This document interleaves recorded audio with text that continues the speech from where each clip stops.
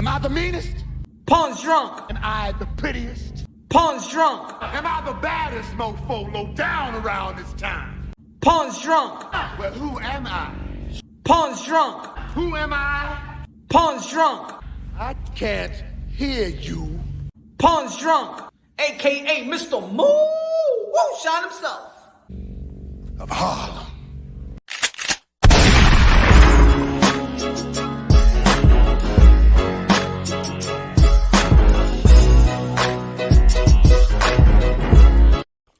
You already know this is Punch Drunk Boxing, aka Mr. Moonshine, aka el borracho, el adobo, el sazón. Ladies and gentlemen, I spoke about this quite a few times in the past. Let the people time in just a little bit. Let the people time in. Y'all already know it's Happy Hour Thursday. For some of y'all, it's Friday. And I really did want to spend some time and just look at old boxing flicks and stuff like that. You know. Shout out to everybody in the building. What's good, Ron? What's good, The Urge? What's good, Popo? Raw Boxing TV. What's good, my brother? Just came from Raw Boxing TV. Everybody subscribe to Raw Boxing TV. Transcend the Sports Channel. What's good, Carlo in the building? What's good, YouTube School Boxing? What's good? Lord.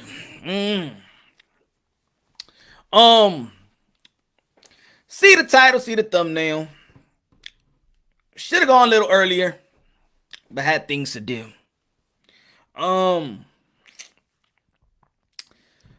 Well, yes. Ladies and gentlemen,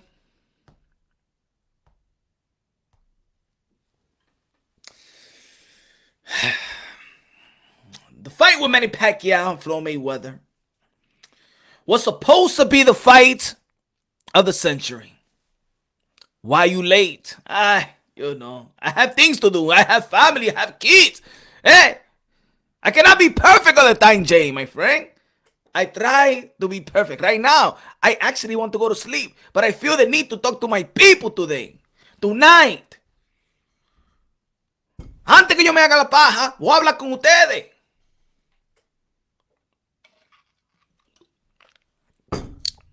The effect of maximizing profit over legacy.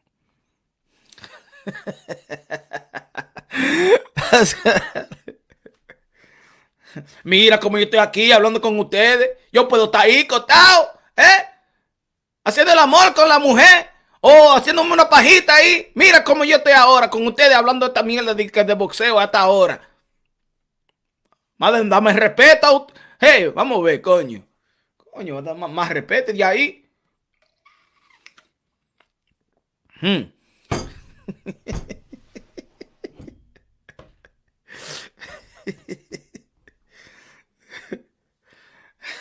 Y ustedes son más puercos también que si hicieron la paja ahora mismo y te ya watching YouTube ahora.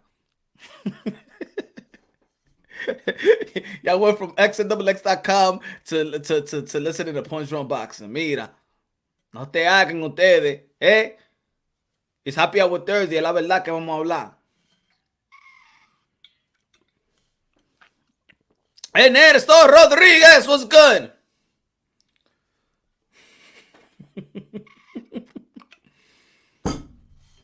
Well, I explained this several times.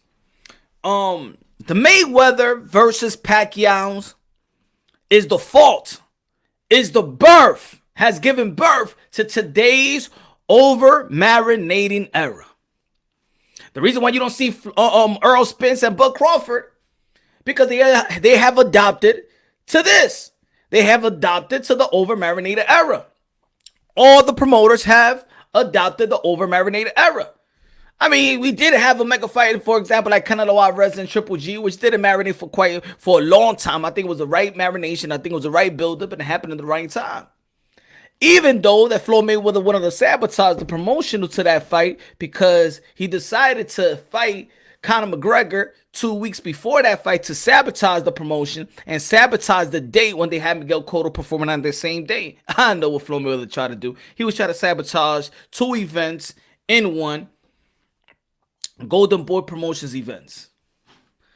I know you, Floyd. We know you, Floyd. But shout out to Floyd Mayweather, and shout out to all the boxers out there, all the modern day warriors, modern day gladiators, to put their life on the line for pure entertainment. What's good, transcendent? What you think, Punch, of my statement? Is the effect of trying to squeeze all profits over legacy more? Yes, of course. Of course. That's what it is, Ernesto. I mean, Transcendent Sports, good looking out, Ernesto, with the super stinger. What's good? Good looking out, my brother. I appreciate it. Angel, what's good, my friend?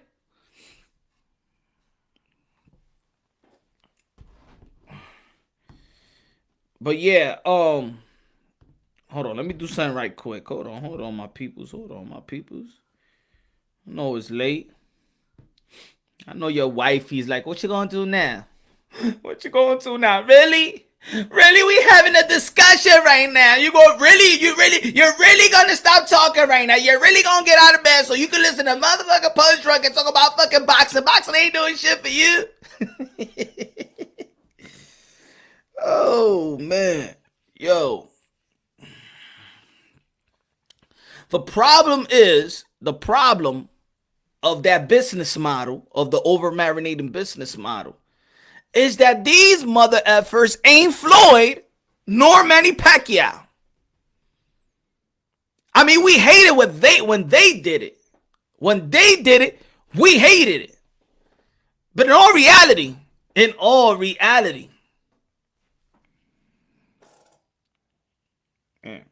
my eye.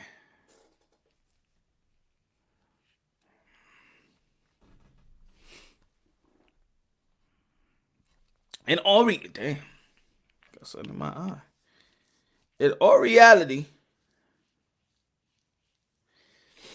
Bud is not Manny Pacquiao, no Floyd, no Spence is not Manny Pacquiao, no Floyd. See, they could play that. Rest in peace, DMX. What happened? He died? I mean, that's it? Did they pull the plug on him? Let me see. That's my favorite. One of my favorite artists, man. Hold on. I said DM. Shit. DMX manager Steve just posted on IG that DMX is still alive and life support. Please stop with the posting these rumors. Okay. I think people are so they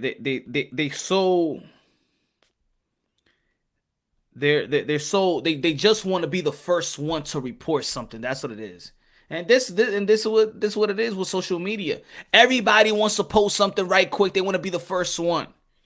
You know? They even want to clickbait on somebody else's potential death. Messed up. But nah, he's not dead yet. His manager said this. Let me see. Please, it's not helping anybody by seeing these false rumors. Let the family relax for a night. You will be hearing a statement from the family sometime tomorrow. I've been with DMX for the past 3 years. So the only thing I ask is just stop with the rumors. Everybody, please stop with posting with these rumors. DMX is still alive. Yes, he is on life support. But please, it's not helping anybody by seeing these false rumors. Let the family relax for a night. You will be hearing a statement from the family sometime tomorrow. All right, so he's not dead. This is his manager. Everybody, please stop with posting with these rumors. DMX is still alive. Yes, he is on life support. But please, it's not helping anybody by seeing these false rumors. Let the family relax for a night. You will be hearing a statement from the family sometime tomorrow. I've been with DMX for the past 3 years. So the only thing I ask is just stop with the rumors. He is still alive and he is on life support. There you go. Oh, my friends. Hey, D-Style Boxing in the building. Rap Star Boxing Knowledge in the building. Subscribe to Rap Star Boxing Knowledge and UK47 Boxing. D-Style Boxing in the building. Subscribe to D-Style. Good looking out, my brother. I appreciate it, my brother. What's good, brother? I'm doing good. I'm doing great. Here we go. Let me get a little burst of a little energy right now because DMX is still alive. You already know the dog. New York City Yonkers. Stand up. We got you. Major Key Boxing. What's good, my brother? Good looking out. I appreciate it, my brother. I put my lady to sleep. I was going to free myself up for Happy Hour Thursday. Business plans require us to think ahead and cover all the bases. You're damn right. That's what you need to do. Whack-a-doo. Nap night. Then wake up and listen to Punch Room Boxing. Good job. Good looking out, my brother, on that. Appreciate it. Appreciate you. Appreciate you. Psycho TV in the building. Rubsky in the building. Dave in the building. Oh, let's go. Lisa Bell, the queen. Woo, the queen, baby. How you doing? How you do? Hey. So, yeah. Let me start with the little intro, y'all feel me? Let me cook for a little bit. You already know. AKA El Adobo, AKA Sazon, AKA El Borracho. Gonna cook for a minute, you feel me? And then I'm gonna open up the panel. We're gonna be chopping it up like we always do in a Happy Hour Thursday. We can sing a little karaoke night. You already know. I don't got the song that I want to sing right now, but probably somebody jumps on the panel and then you can sing your song. Then you can sing your song. Probably a DMX verse or something like that. Bring it. What? We right here. Come on. We not going anywhere. We right here. Come on. Oh, maybe probably we could all sing some DMX. How about that? Karaoke night, Happy Hour Thursday, a DMX night. How about that? Bring it. What? We right here. Come on. We not going anywhere. This is something we don't share. Bring your cruise code, we don't care. Here we go again. So Manny Pacquiao versus Floyd Mayweather have given birth to the over-marinating era. This is the reason why we don't see no Bud Crawford versus Earl Spence. This is the reason why we haven't seen Anthony Joshua, Tyson Fury, or undisputed heavyweight bout. We're still waiting. It's thinking. We're waiting for you, Eddie Hearn. Do something, please. Eddie, do something, okay? You got 24 hours because yesterday it was 64 hours. Then today was 48 hours. You know, I know mathematics. I know the clock. And then to now, it's Friday. It's 24 hours.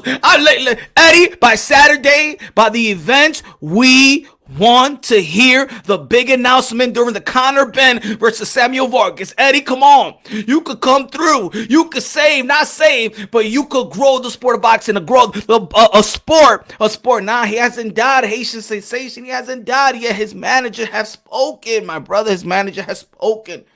Those are rumors. Come on. Lord, give me a sign.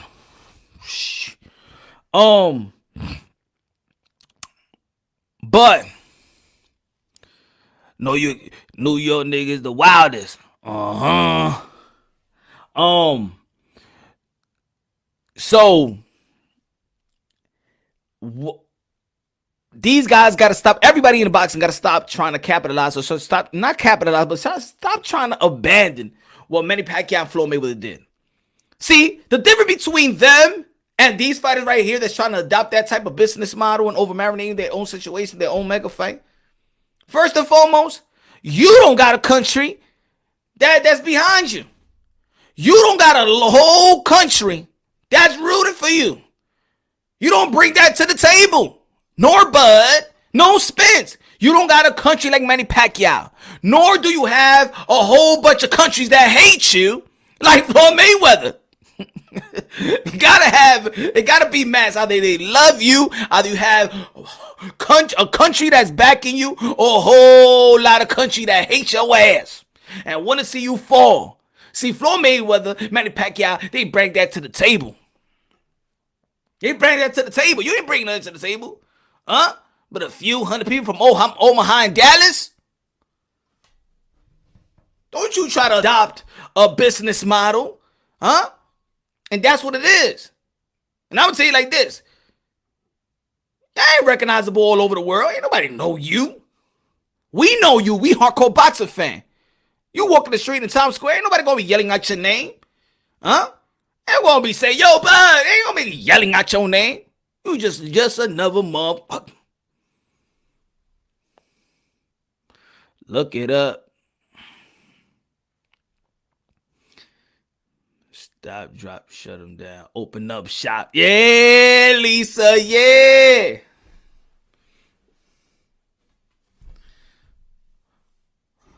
What the oh my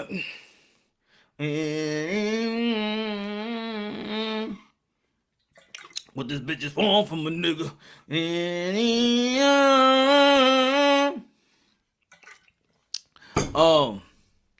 Their countries in Texas, Nebraska. Their coaches made 1.5 trillion last year. Punch Sharpton. Man, please. I'm talking about Bud, and I am talking about Earl Spence. They're not Manny Pacquiao. They're not Floyd Mayweather. They should not adopt the business model of them, even though we hated the business model. But damn it, business-wise, it was lucrative. And that was the downfall of this era. Because it was lucrative, and this is prize fighting, these guys are adopting the damn blueprint.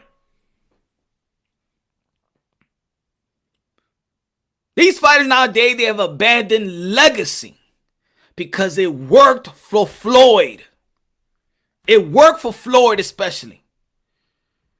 Conor McGregor, one of the biggest fights in the sport of boxing, was sanctioned and he got his 50-0 by fighting Conor McGregor. And I respect Floyd. But if there's any move I don't respect in terms of legacy, in terms of just spitting boxing in his face, was sanctioning a Conor McGregor fight with Floyd Mayweather as an actual boxing bout that was going to be in the record books. That was a slap in the face, in my opinion. To get your 50-0 versus Conor McGregor of all people. What a cheap way and a lucrative way to get your 50-0. But that's boxing, ladies and gentlemen. As much as the fans and hardcore boxing fans want to preserve greatness, want to preserve the principle and morals, there is no principle and morals in boxing. And as much as we want to believe there is, as much as we want to say, we want him to fight for the belts, we want him to fight for the glory, our morals are not aligned with the boxing moral. It's not. Our morals is not aligned with the managers. Our morals for boxing is not aligned with the promoters. Our morals are not aligned with the networks. Our morals are not aligned with the fighters. The fighters are speaking to us, but we don't want to listen. They are speaking to us, and also they speaking to us through action. We are here. We out here. Let me get it like this. It's 1 o'clock. Only going to be 2 o'clock in the morning in New York City, Eastern Standard Time. And we're talking about boxing. And we're going to be talking about Bud Crawford and Errol Spence. And while Errol Spence and Bud Crawford, while we talking about boxing, we're going to be having debates and debating, having a dialogue, arguing amongst each other, arguing about their purse, arguing about what they should do next, arguing about their resume and accomplishment, arguing about what should be their next move, arguably if they Hall of Fame worthy, arguably they pound for pound worthy, and what number they are on, while we are here leaving our wives or the husbands in bed. There's ladies out here like Lisa. If they got a significant other, we here talking about boxing. Huh? Well, we could be under the sheets with all lady. We here talking about boxing, having a dialogue and debating about the next move and why this ain't happening, why no 60-40, 70-30, 90-20, 90-10, and 80-20, and things of that nature. Earl Spence is cut it up, sleeping all good and nice. Just like Bud Crawford, sleeping all good and nice. Ladies and gentlemen, they have shown us with action that they don't care what you and I think. They don't care.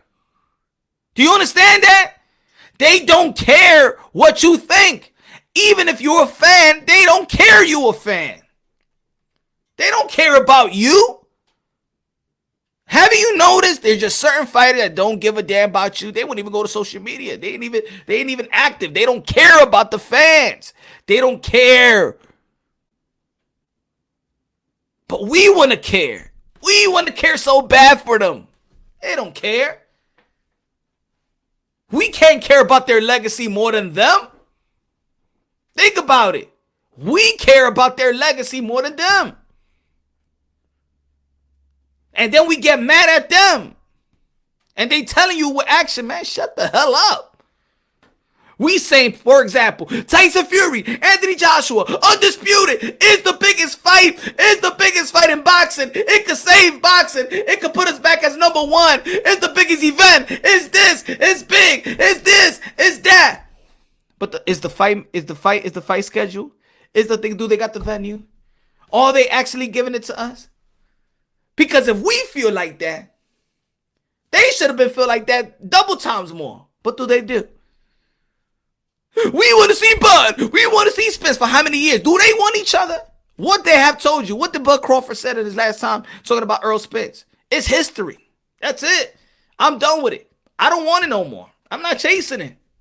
He has told you in different ways that that's it. I'm not going to fight Earl Spence. Shut the fuck up. Shut up. Just like Little Richard was telling you. Shut up. Earl Spence, the last time Bud Crawford was there after the Danny Swift Garcia fight, he's like, I don't even know why he's here.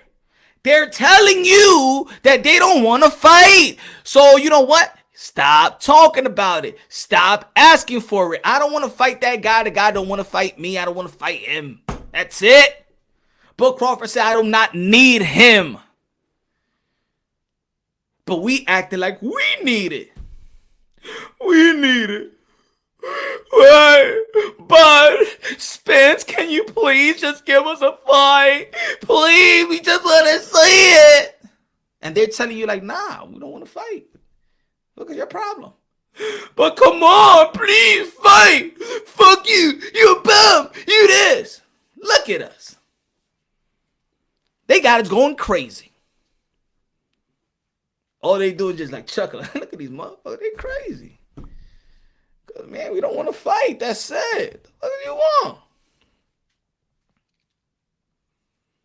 What the hell do you want? I'm telling you, these boxers are turning fans like bitter bitches. Like bitter baby mamas in family court. Saludo, mi gente, Robledo. Good looking out, my brother. I appreciate you, my brother. Good looking now. God bless you. God bless you. Thank you, thank you, thank you. Te lo agradezco, mi hermano. Saludo. LA in the building. LA. So,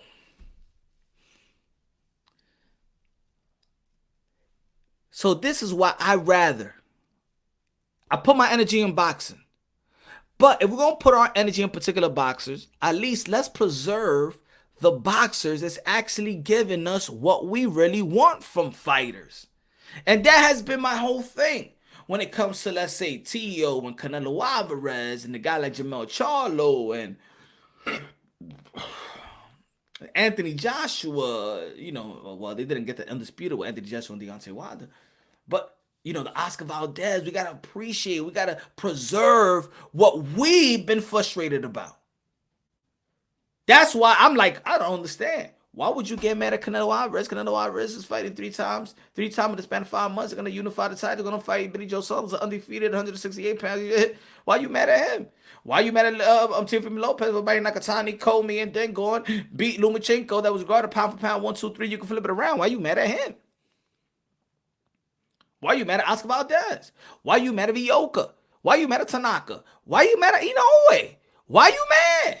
Why you mad at Jamel Charlo? Why you mad?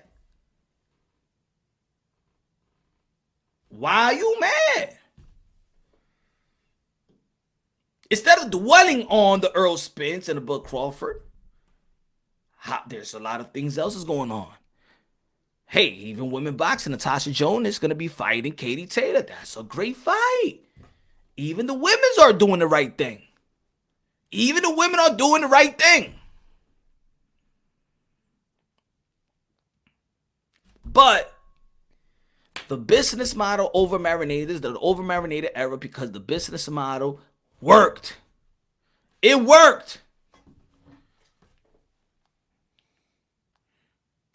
Hold on, fellas. Hold on, ladies and gentlemen. I'm sorry. Hold on. Let me load this thing up right quick. There's good fights.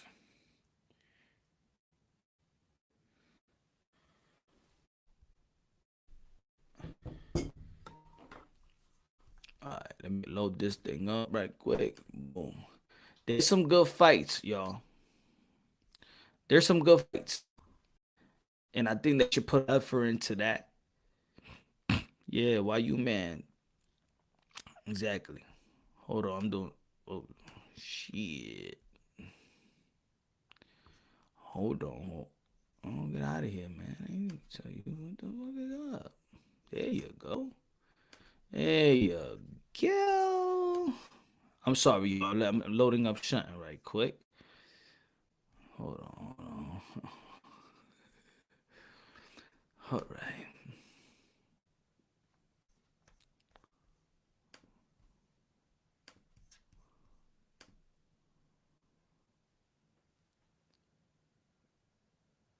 All right. That's it. I'm done. Okay. Go back. Hold on, guys. Let me get Pancho, where you at, Pancho? Take it away, Pancho. Take it away, Pancho. Anyway, Danny stole me. Danny let us know. Said it never needs me. Had him at the bone. Wait a minute, what do you mean? Spin me right out low. Danny started show man. 2090 feet. Pancho! Bob, what's good? Eastside Canelo beats Andre to me. But if none of you are questioning why Canelo was one belt away from history and decided not to fight Andre, you're part the problem. Well. It's not that we never question, because I'm a question. And talking about that, they good looking out, Eastside, good looking out, Eastside. People that know me know that I'm a Demetrius Andre fan. So trust me, when that fight didn't come to fruition, your boy Punch Drunk was tight. He was mad. But also what people don't like to refer to that fight was that Canelo Alvarez wanted that fight. Golden Boy Promotions filed the paperwork, the extension. He went over the extension. They effed up on the paperwork. That's when actually the war and the distrust started with Canelo Alvarez and Golden Boy Promotions. It wasn't that Golden Boy Promotions didn't want that fight. I mean, it's not that Canelo Alvarez didn't want that fight. Go look back. Golden Boy Promotions effed up on the paperwork with the IBF. Thus, him getting stripped. This is why he was tight at Golden Boy Promotions. That's when the drama started. That's when the distrust started. So when it comes to Canelo Alvarez, Demetrius Andre, trust me, I want Demetrius Andre. I wanted to see the undisputed middleweight champion, but he got stripped. They made it up for him. He went to get another division world title versus Kovalev, and that's what it is. But Canelo Alvarez wanted that fight. So it's not really on Canelo, but his handlers. His handlers messed up. But these guys, I mean, look, I wanted to create this platform. I wanted to create this channel because I wanted to build fighters and not to degrade, not to degrade, not to discredit fighters. You understand what I'm trying to say? We want to speak here. This community. This is your house as well. This is for the unbiasedly, logically, and objectively fan base. We speak boxing. We can have different perspective, but at the end of the day, the motto is to hold these boxers high. All right. There's not a lot of platforms. The media platform has abandoned our fighters. So this community right here they probably won't admit it to y'all. Fighters won't admit it, but this platform right here is what keeps boxing alive. Because think about it, in the YouTube circuit, if we ain't talking about boxing, everybody shut their channel down. Every boxing content creator shut their channel down. Who's going to be talking about boxing? Think about it. If all content creators stop talking about boxing independently, who's going to be talking about boxing? Nobody. But this is what I'm saying, that these folks are trying to capitalize, trying to adopt a business model and over-marinating a fight. But they're not Mayweather and Manny Pacquiao. And even with Mayweather and Manny Pacquiao, in the end of the day, the boxing got a black eye. The only people that won in the fight of the century was Manny Pacquiao and Floyd Mayweather. Boxing didn't win. That fight did more, it hurt boxing more than any other fight in the history of the sport, in my opinion. That was the fight that was supposed to capture the world. The world stopped in every corner of the world, combat fighting, any sports, celebrity act, everybody was dialed in that night. That night, the two guys in that ring were supposed to capitalize. And there's going to be people out there that, oh no, Floyd was just so defensive and he was running around and Manny Pacquiao was the only one that took it to him. I'm going to tell you like this. That wasn't the Manny Pacquiao that the people expected, and that wasn't the Floyd Mayweather. That was the more Floyd Mayweather. People expected that Floyd Mayweather more than the Manny Pacquiao. The Manny Pacquiao that was throwing 1,000 punches around. Or 1,000 punches a fight. 1,000 punches around, my fault. 1,000 punches a fight. He threw 400 punches. So even Manny Pacquiao didn't show up that night. Floyd Mayweather didn't show up that night. They robbed the bank. Both of them. I put both of them responsible. Both of them robbed the bank. I don't want to hear nobody, oh no, but this guy took the IV shot, and what about Manny Pacquiao when he shoulder and stuff like that? If you had a shoulder injury and you had tear and stuff like that, you should have postponed the damn fight. No excuses. Just like a lot of people don't like excuses out there from Deontay Wilder, don't enable Manny Pacquiao as well in his excuse. Keep that same energy. You don't like Manny Pacquiao? You don't like Wilder's excuse? All right. Keep the same energy with Manny Pacquiao's excuse as well. If he ain't get the shot, hey, that was Manny Pacquiao's team's fault.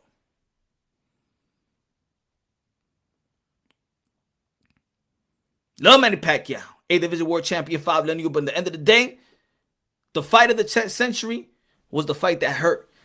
That fight, a lot of fans abandoned boxing. A lot of fans left boxing. A lot of fans went to the UFC. They say F boxing. We lost a lot of fans that night. We lost a lot of fans that night. And around that time, the heavyweight division was in a coma. The heavyweight division was in a coma, and unfortunately, boxing was in the same situation right now that DMX is in right now. Boxing was in the same situation right after that fight where DMX is right now. Life support. Pray on DMX. I hope you get through this. I hope your faculties come back. And if not, you always represented God. And that's something that we pray that God have saved you and you will be walking in the kingdom of heaven. Because in the end of the day, that's a better place, my brother. Because when you love God, you even ain't scared to die. Because you know you're going to paradise.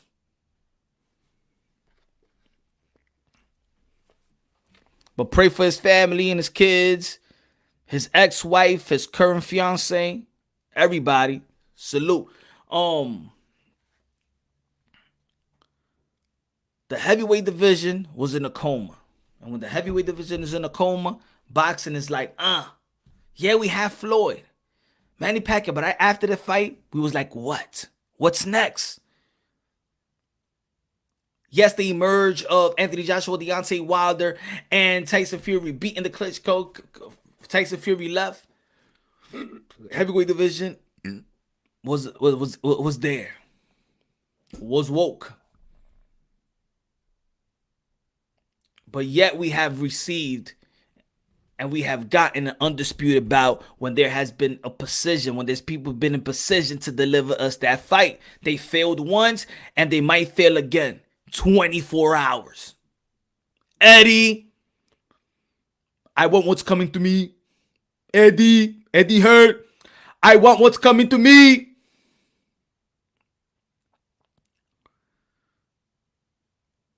And who could blame at the end of the day? Who could blame? Because remember, I told you they got no morals or principle. They don't give a damn about the fans. They don't care about the fans. So I know what they're trying to do. Just like Al and just like Bob ain't give a damn about the fans. They stalled. They gained so much money in the Manny Pacquiao and Floyd Mayweather. Then now it's like it's a smart business. It's smart business because at the end of the day, it's business, right? It's smart business to over-marinate a fight because in the end of the day, it worked. That was the downfall. That it actually worked. Maybe if Manny Pacquiao and Mayweather didn't work, maybe we'll see fights that we need to see quicker because now the business, the power plays will be like, we can't do the same mistake we did with Manny Pacquiao and Floyd Mayweather. But they don't think like that. Now they think that we got to do the same thing that Floyd Mayweather, we got to do the same business model of Floyd Mayweather and Manny Pacquiao. Tyson Fury shot at Eddie Hearn. Eddie Hearn, you better deliver. Deliver in 3 days. Deliver. Yesterday, now it was 2. Today, now it's 1 day left. Deliver. You overman. See, these guys don't think that a monkey wrench is right around the corner. Thus, Andy Ruiz. Throwing a monkey wrench to that heavyweight undisputed. Deontay Wilder bet on himself as well. Hey, that's what happened. He bet on himself. Bet on himself. Eddie Hearn didn't deliver. That undisputed. And I'm not just putting this on Eddie Hearn, but I'm putting on the other party as well. They didn't deliver. Eddie Hearn, even you opened your mouth and say they signed the contract. Frank Warren and Bob Arum was not happy that you delivered that type of message. You know what that message did? It got the fans amped. And maybe now I understand why they didn't want you to say it. Now I do agree with Bobby Arum and Frank Warren. I said Frank Aaron. Frank Warren. You should have kept your mouth shut. If you're not going to deliver the venue, the site, the schedule, the date.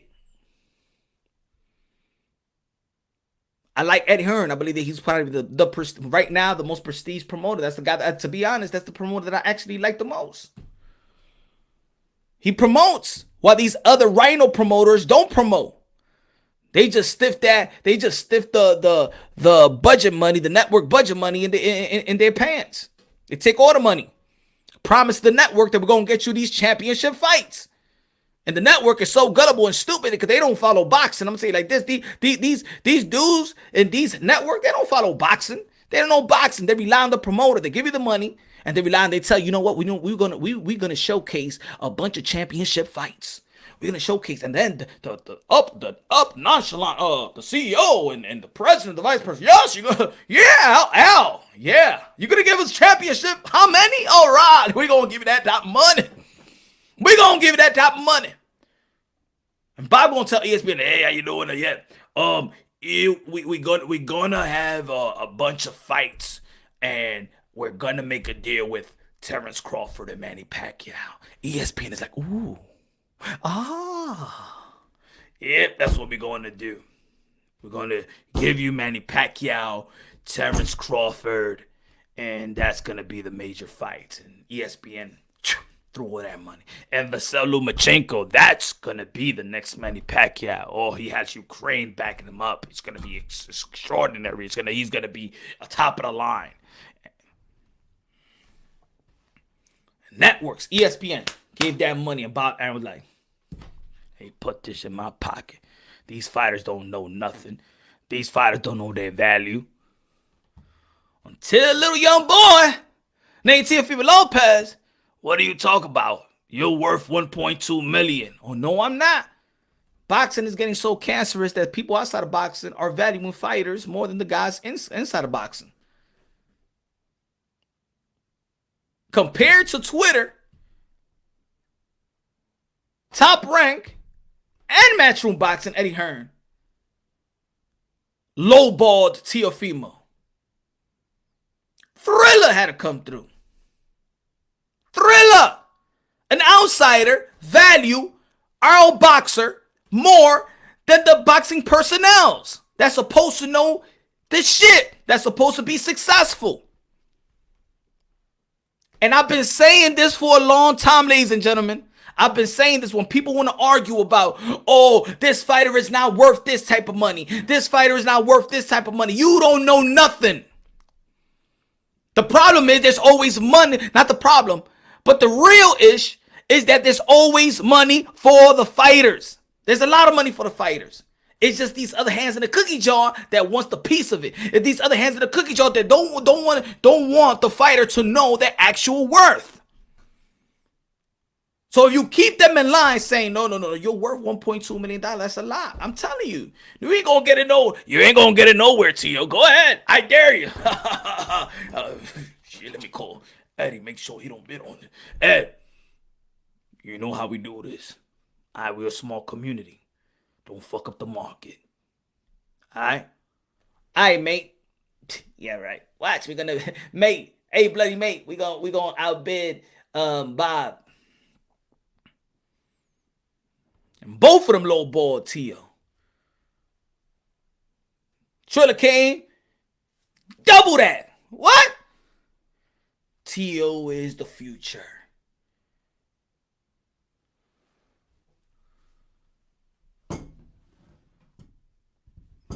Don't put no worth or don't dictate how much these fighters are worth. You don't know nothing.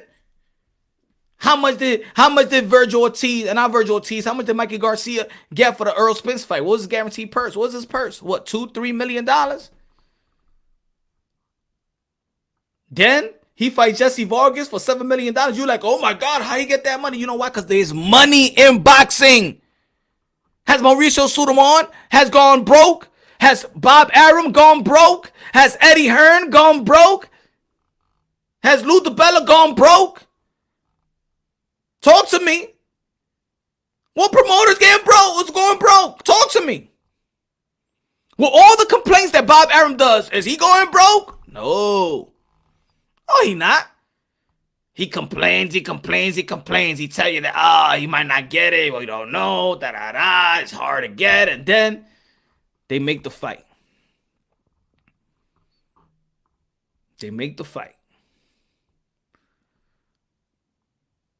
Look what happens when you over-marinate a fight.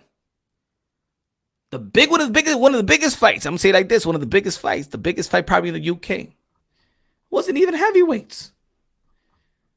They fucked that shit up.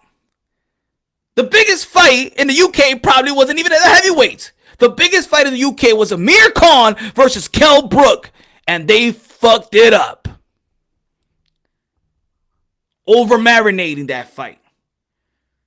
Kell Brook and Amir Khan probably thinking like, no, what? No, everybody always gonna want to see us. If shit don't fall through, what I'm about to do on my lane, and this don't fall through, at least we could piggyback, and that would be our last big fight. And guess what? If the fight come through fruition, ain't nobody want to see that now. People gave up. And just like people gave up on Kell Brook and Amir Khan, people should also give up. Probably on the Bud Crawford and Earl Spence. They're gonna keep playing that game. We are not waiting anymore. You're not gonna do to us what Mayweather and Manny Pacquiao did. We are trained now. We are trained. You will not do it again. You don't want to give us a fight. You don't want to do it for your legacy. Y'all don't even want to talk about it. Y'all don't want to promote it. Then move on.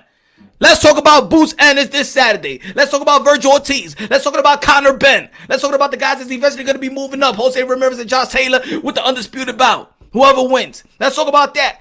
Let's talk about the future. Let's talk about the people that wants to preserve greatness. Let's talk about the people that's actually doing things for us that we've been frustrated, but they capitalizing and they filling that void. Let's talk about Tio. Let's talk about Canelo. Let's talk about Jamal Charlo. Let's talk about Inoue. Let's talk about Ioka. Let's talk about these guys. Let's talk about Chocolatito Estrada. Let's talk about them. Forget about the guys and the gals that don't want to do nothing for us. Stop arguing about these guys. Forget about them. I love you, Bud Crawford. Vete de aquí, tu hieda fo.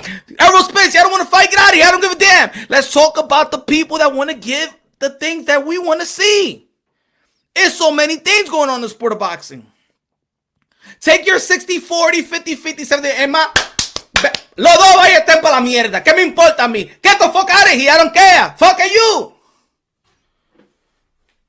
When we do that collectively, then they're going to understand. Amir Khan, Kell Brook, they understanding shit right now. Shit, they don't even talk about us. I mean, we could make the fight. Yo, now Amir Khan. Hey, yo, Kell Brook, you want to fight now? Hey, fuck you.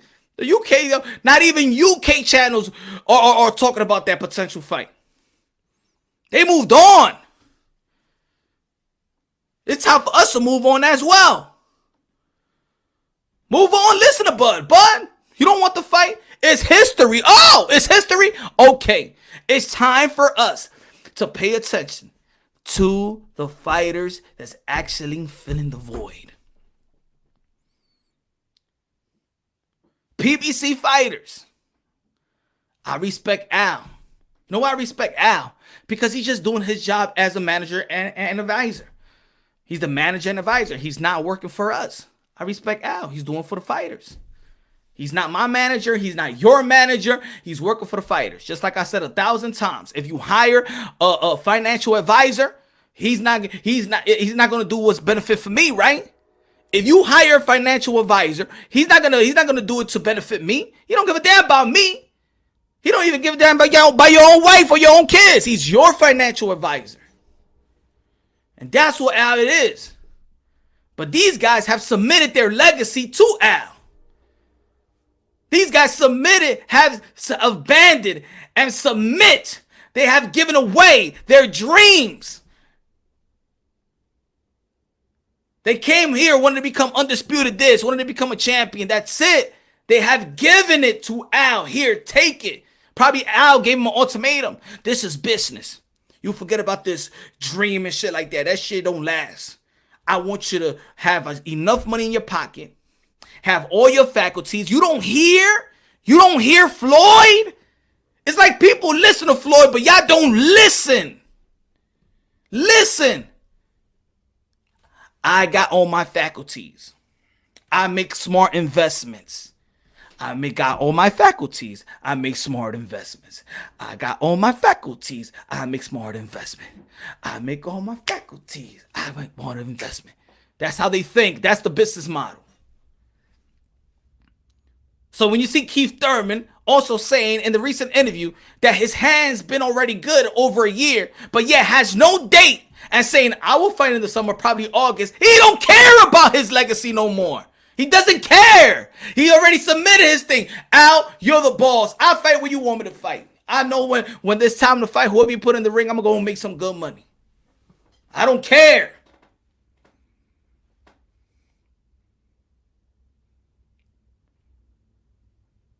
But lately, these guys are breaking. These guys are breaking. This is why. This is why you heard Adrian Broner in his post-fight interview. What did Adrian Broner said in the post-fight interview? Keep me out there. Keep me out there. I need to be out there. Give me fights. Give me fights. You know why? He's pleading. He is pleading. Either it's for money or for him to stay in shape. I'm a boxer. I'm a fighter. That's all I've been doing my whole life. What do you expect these other guys to do?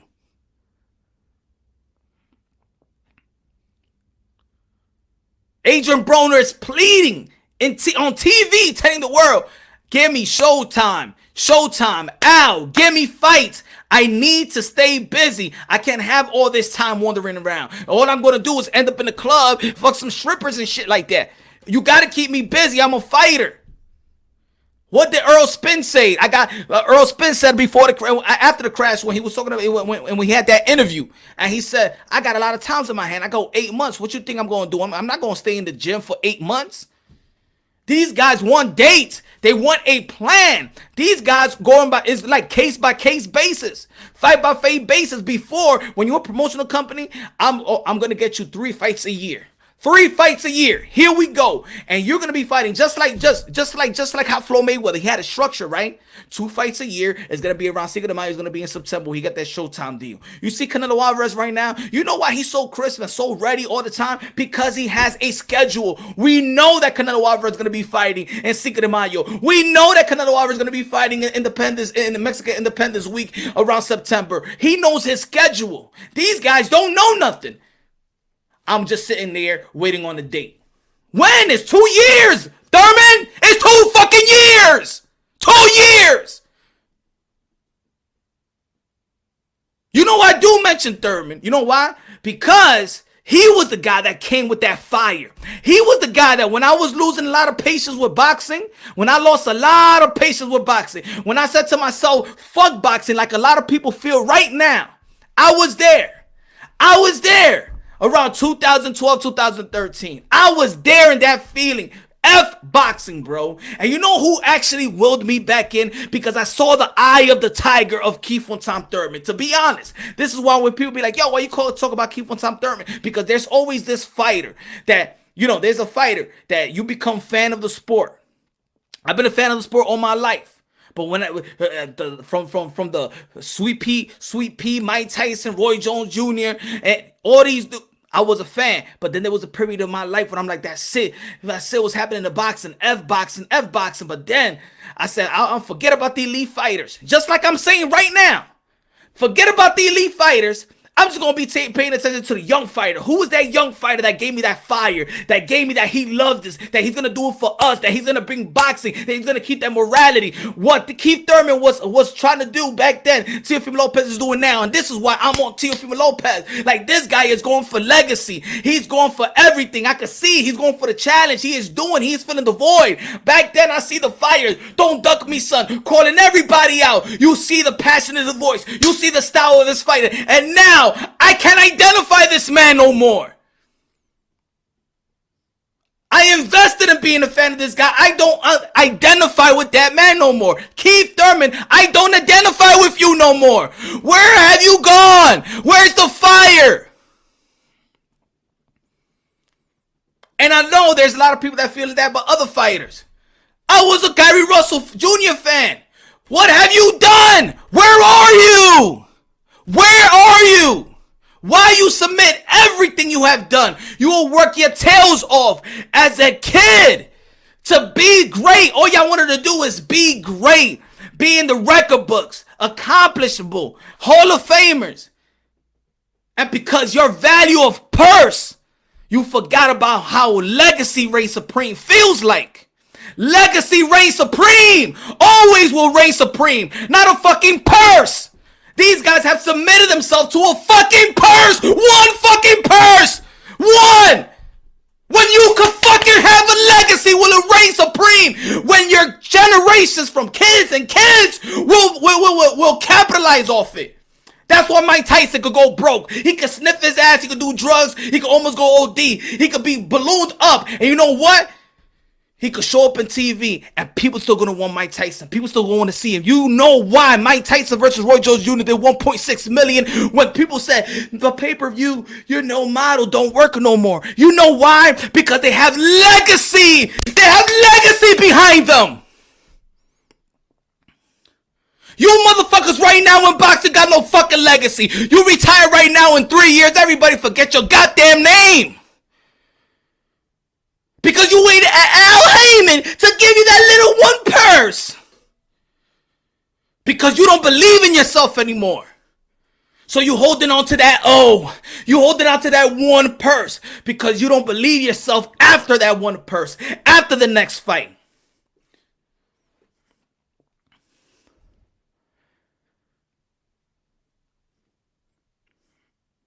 The managers, the promoters squeeze you out of your own dream. Now you happy. People are happy. Here's a car. Here's this. You're supposed to feel that was inevitable. That's supposed to be a slap in the face. You're supposed to dream big.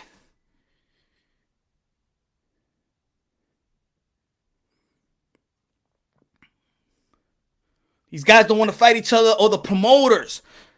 They're investors. That these high invested fighters, they so scared. Walking their careers through eggshells. You're supposed to be modern day warriors and gladiators. You know why fans go out there and now they talk to fighters like they ain't shit? Nowadays, fans, back then, a person wouldn't even walk up to a fighter. A person wouldn't even walk up to a fighter. And I said this earlier. In Raw Boxing TV. I said, even your lowest level fighter in your own neighborhood was that dude. The whole neighborhood be like, yo, champ. Yo, champ. The lowest level fighter could be barroom fighter. You call him champ in your neighborhood, in your county, in your city. Yo, that's the champ right there. Yeah, he a fighter. Yo, fuck you up. Yo, that's the man. Ain't nobody want to mess with that fighter. Ain't nobody in the block think that they got more heart than that fighter, because everybody in the block, everybody in the county knows that heart, knows that type of, you know, that type of, the work that this guy do.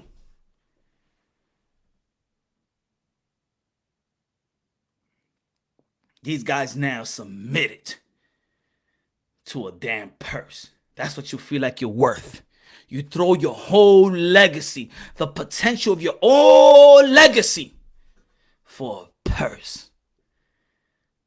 A purse that inevitably you was going to achieve.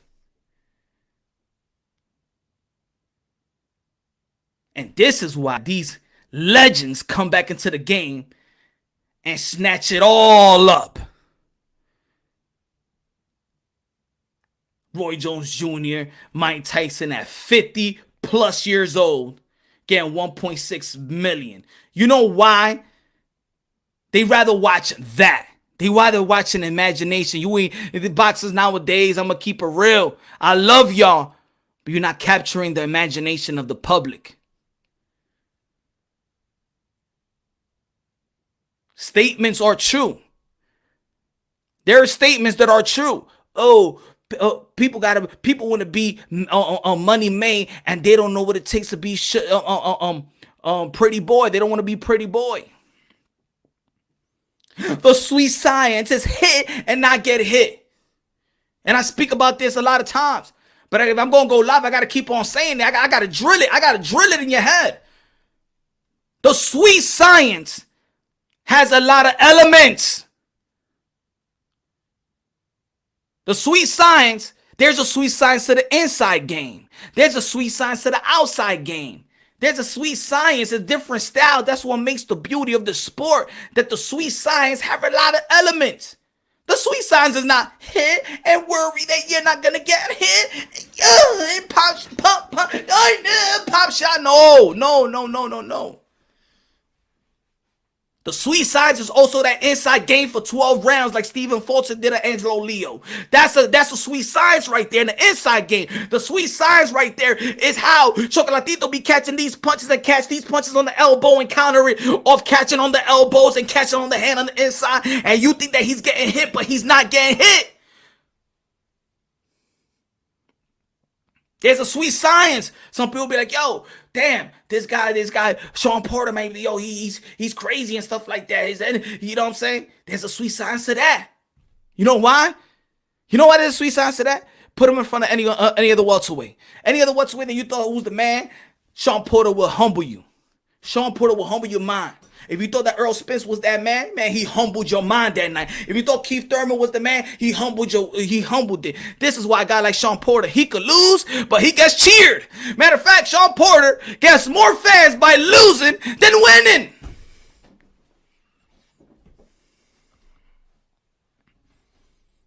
Because you think fighters out there is everything about the wins and the losses.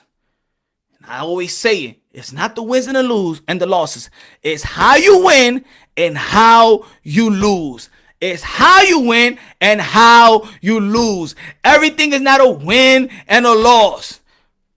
When Rolly Romero won, did everybody praise it? No. When Jeff Horn beat Manny Pacquiao, did everybody praise it? No. It doesn't matter if you win, but it's how do you win and how do you lose. Did Sean Porter stock drop when he lost to Thurman? No. Did it drop where Earl Spence? No. Did Mikey Garcia stock drop? Did Mikey Garcia get less money when he got beaten by Earl Spence? How much he got in his next bout? Way more. Way more than what he fought Earl Spence. And he lost. But why? Because he ain't getting knocked out by the bigger guy that was supposed to be the demolisher, that was supposed to be the boogeyman. Mikey Garcia stood the whole 12 round. And you already know the people says, this guy is good. But in terms of power, he ain't what you thought he was.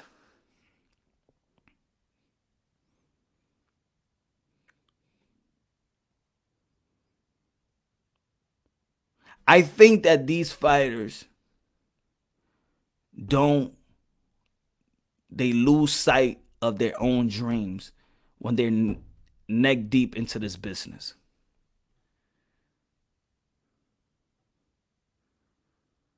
They lose sight of that. And the sad part about it is they're going to want to do it again when their career is over. And this is why in boxing, you see 80% of these fighters is on depression, mentally ill, suicidal. Because this boxing could swallow you up. They could swallow you up. I'm not saying that this boxing business is not cutthroat. It's highly cutthroat. This business is worse than the drug game. Boxing is a gangster's playground. It is worse. It's the cutthroats of the cutthroats. So I understand fighters got to look after their money, got to look at certain situations. But there's other fighters that is in place. Canelo Alvarez is taking advantage of getting that bag. But while he's getting that bag, when Canelo Alvarez is getting that bag, he's making sure that his legacy will reign supreme. That's the difference between Canelo and everybody else. That Canelo Alvarez is going to get that bag. He's going to get it. But while getting that bag, that man is fighting his third fight in the span of 5 months and accomplishing hardware and adding to his legacy. So all the people out there that be bitching and crying about Canelo Alvarez, vete pa la mierda porque usted no saben boxeo. At the end of the day, you don't got to be a highly fan of, but you got to respect it. Because Canelo Alvarez is the type of fighter that he retires right now, he walks into the Hall of Famer. A lot of people feel like Bud Crawford. People feel like, oh, Bud Crawford ain't fight nobody. He's 3 division world champion, undisputed. you know what? He's a Hall of Famer as well. You want me to take less money? Do you want him to take less money? If Bud Crawford, guaranteed purse is $4+ million, with my accomplishment, just think about you and your prospective job. Just think about you and your life. It's facts that Bud Crawford has more accomplishment than Earl Spence. It's facts. Earl Spence know that. Everybody knows that.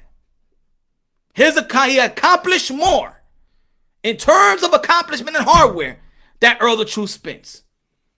His guaranteed purse is more than any guaranteed purse of the PBC welterweights aside from Manny Pacquiao.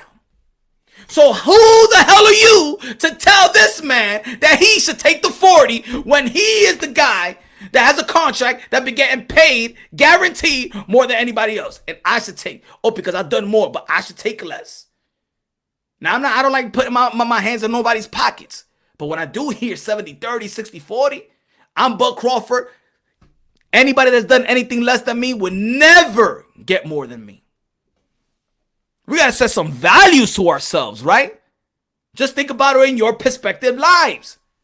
You think I'm going to take 30? What I've accomplished in my life? And what I'm already been getting paid?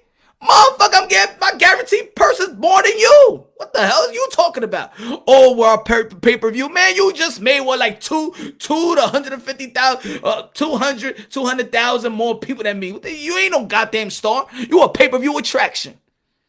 None of these guys are pay-per-view stars. Put it that way. Oh, but Earl Spence made 300,000. That's 300,000. You ain't do no 1.6 million like Mike Tyson. You not in the mills. You guys think y'all are. All that pay-per-view talk. Mike Tyson exposed everybody. You ain't no pay-per-view star. You just a pay-per-view attraction. Anybody can be put on a pay-per-view. 2 Charlo brothers, and they made 100,000 or something like that. 100,000 views. 2 world champion. Anybody could be on pay-per-view. They don't make you no damn pay-per-view star. Who's going to be fighting on pay-per-view? It's Andy Ruiz and Chris Arreola. Tell me, is that a pay-per-view bout? Or are they pay-per-view stars? Or are they just a pay-per-view attraction for that particular event? That's it. Anybody can fight on pay-per-view. Where this thing? Hey, go right now. Go to fight. I told you the other day there was an Indian, India. They fighting a pay-per-view. That's $8. That's pay-per-view. Right now with Mexico, they got pay-per-view fights. You got fooled, man. They fooling you, man. They fooling y'all with this pay-per-view. Oh shit, pay-per-view. Anybody's on pay-per-view. I could prove it to you. Hold on. Could prove it to you. Hey, go fight. Hold on. This is the app, fight. I'm going to put boxing. This is the app. Let me tell you who's doing pay-per-view too.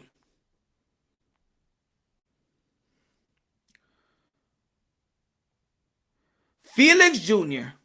versus Borquez. Do you know who's Felix Jr. Borquez? Do you know that? Do you?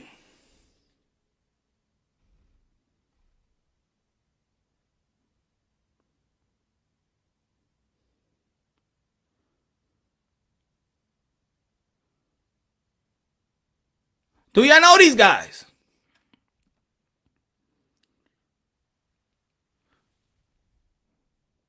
Felix Jr. versus Borquez. Pay-per-view. Do you know these guys? Who got you believing that because you're a pay-per-view, you're on some other type of level? Who? Ellerby?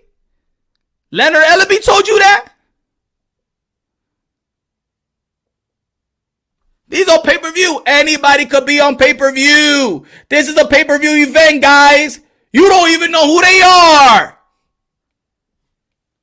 Don't let them lie to you. This is why I'm here. Your boy Punch Road Boxing is here for you. I'm going to tell you the truth. Trust me, they're not going to let me in the door. They're not gonna let me in the door. I know people be like, yo, Punch, chill, because, you know what I'm saying? Then you don't want to burn bridges and stuff. Like, chill with the WBC, you know what I'm saying? Because then when you want to go and do some media work, you're not going to be let in. Yo, chill, don't, hey, why stop calling Bobby Arim, a.k.a. Dinosaur, a.k.a. Jurassic Park, a.k.a. five more years to live. Stop. Yo, you're going to close some, you're going to shut some bridges, you're going to close doors, right? Chill, relax. Don't say it all. Watch what you say.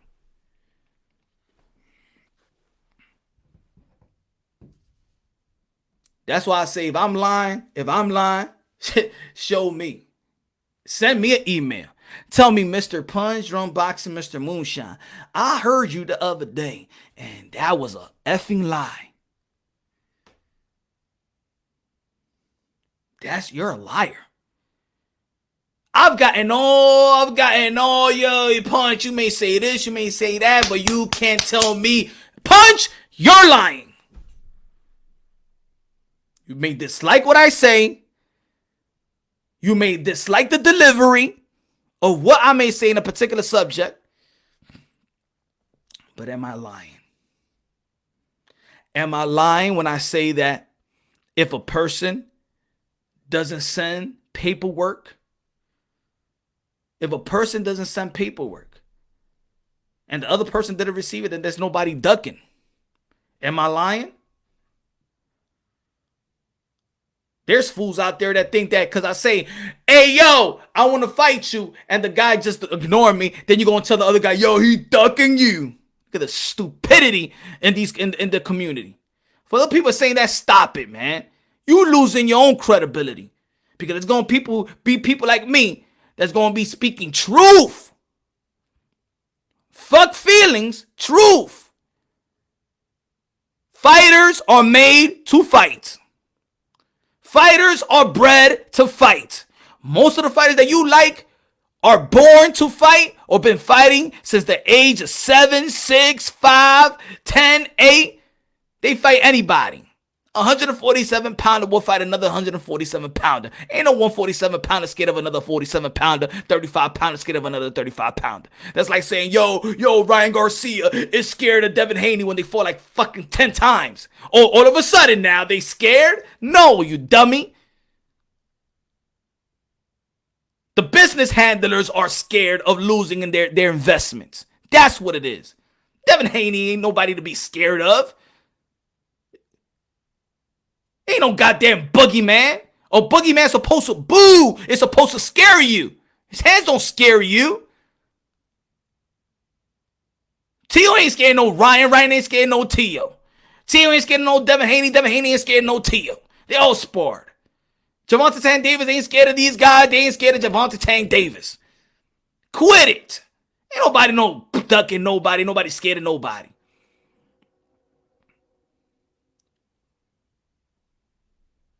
And speaking about when people want to give credit to others or people want to say he's the next this, he's the next that. How about we take baby steps? Huh? They may say what? Who? They may say Ryan Garcia is the next golden boy. Maybe he not. Has he done something like he did? I don't think so. How about compare it to something that's reachable, and then after he reached to that level, then you compare him to somebody more. A lot of people are putting too much pressure on these young fighters as well. I know I've done it. I say that Boots Ennis is the next Roy Jones Jr. I say he's the next 4 or 5 division world champion. I say that, so some people be like, so I'm not saying that. I don't say that as well. I do say it. See, I won't say like, let's say for example, Devin Haney is the next Floyd Mayweather, like they want me to say. No, they not. You know, no, he's not. See, for me, for example, Devin Haney to me is like, let's say for example, he's the next. He is the next. I'll show you right now.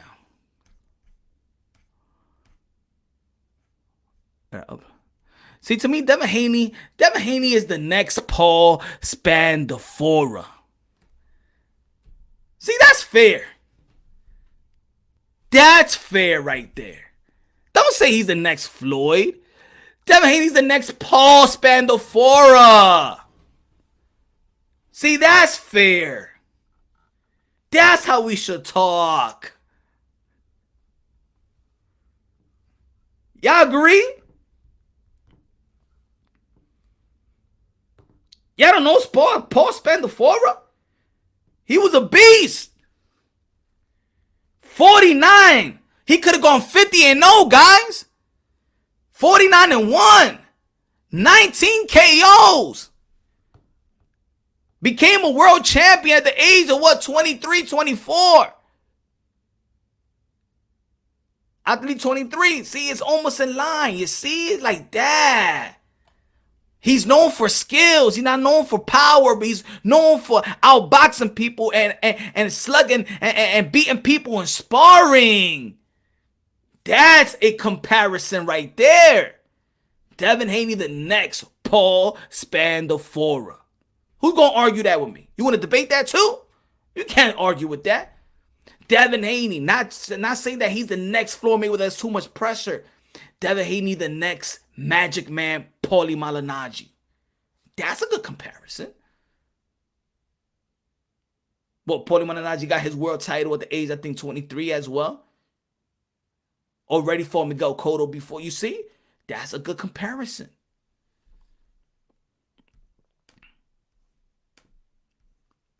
You know? I think us fans also have to have some type of accountability in our assessment. Got to have accountability in our assessment. We're the hardcore boxing fans.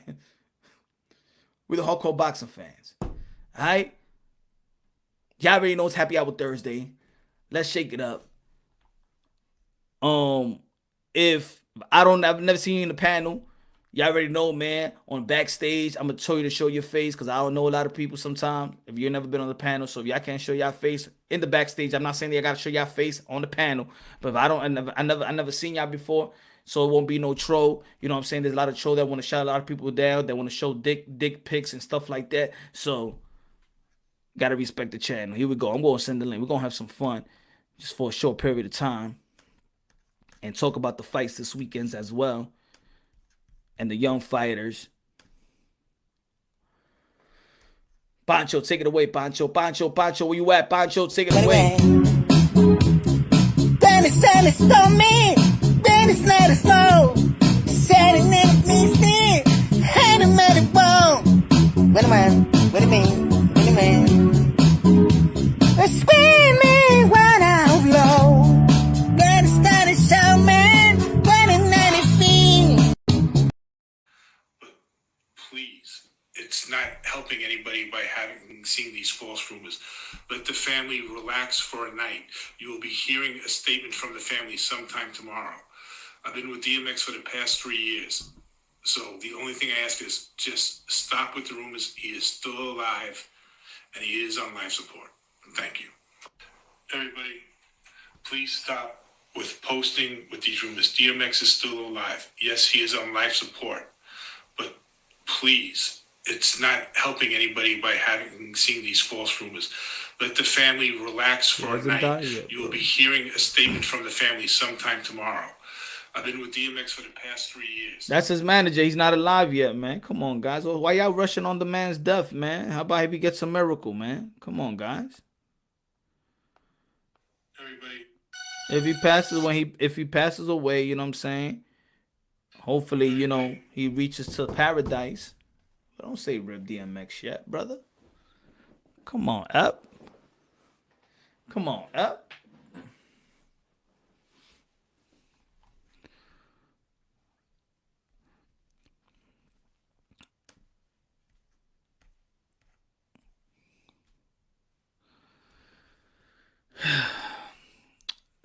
So, boxing is great. Boxing has great momentum. Boxing has great momentum. We got to get rid of a lot of these Pinocchios in the community. We got to get rid of a lot of Pinocchios in the community, a lot of Pinocchios in the boxing industry as well. Are there a lot of Pinocchios? Is Eddie Hearn the Pinocchio? Is Tyson Fury the Pinocchio? Is Bob Arum the Pinocchio? When we're talking about one of the biggest fight in sports and it's not coming through fruition right now and it's stalling, it's too long of anticipation. A lot of people need this. Feel like boxing actually really need this fight. Who wants to be the real boy? Too many Pinocchios. Gonna be who should get the Mr. Pinocchio of the day?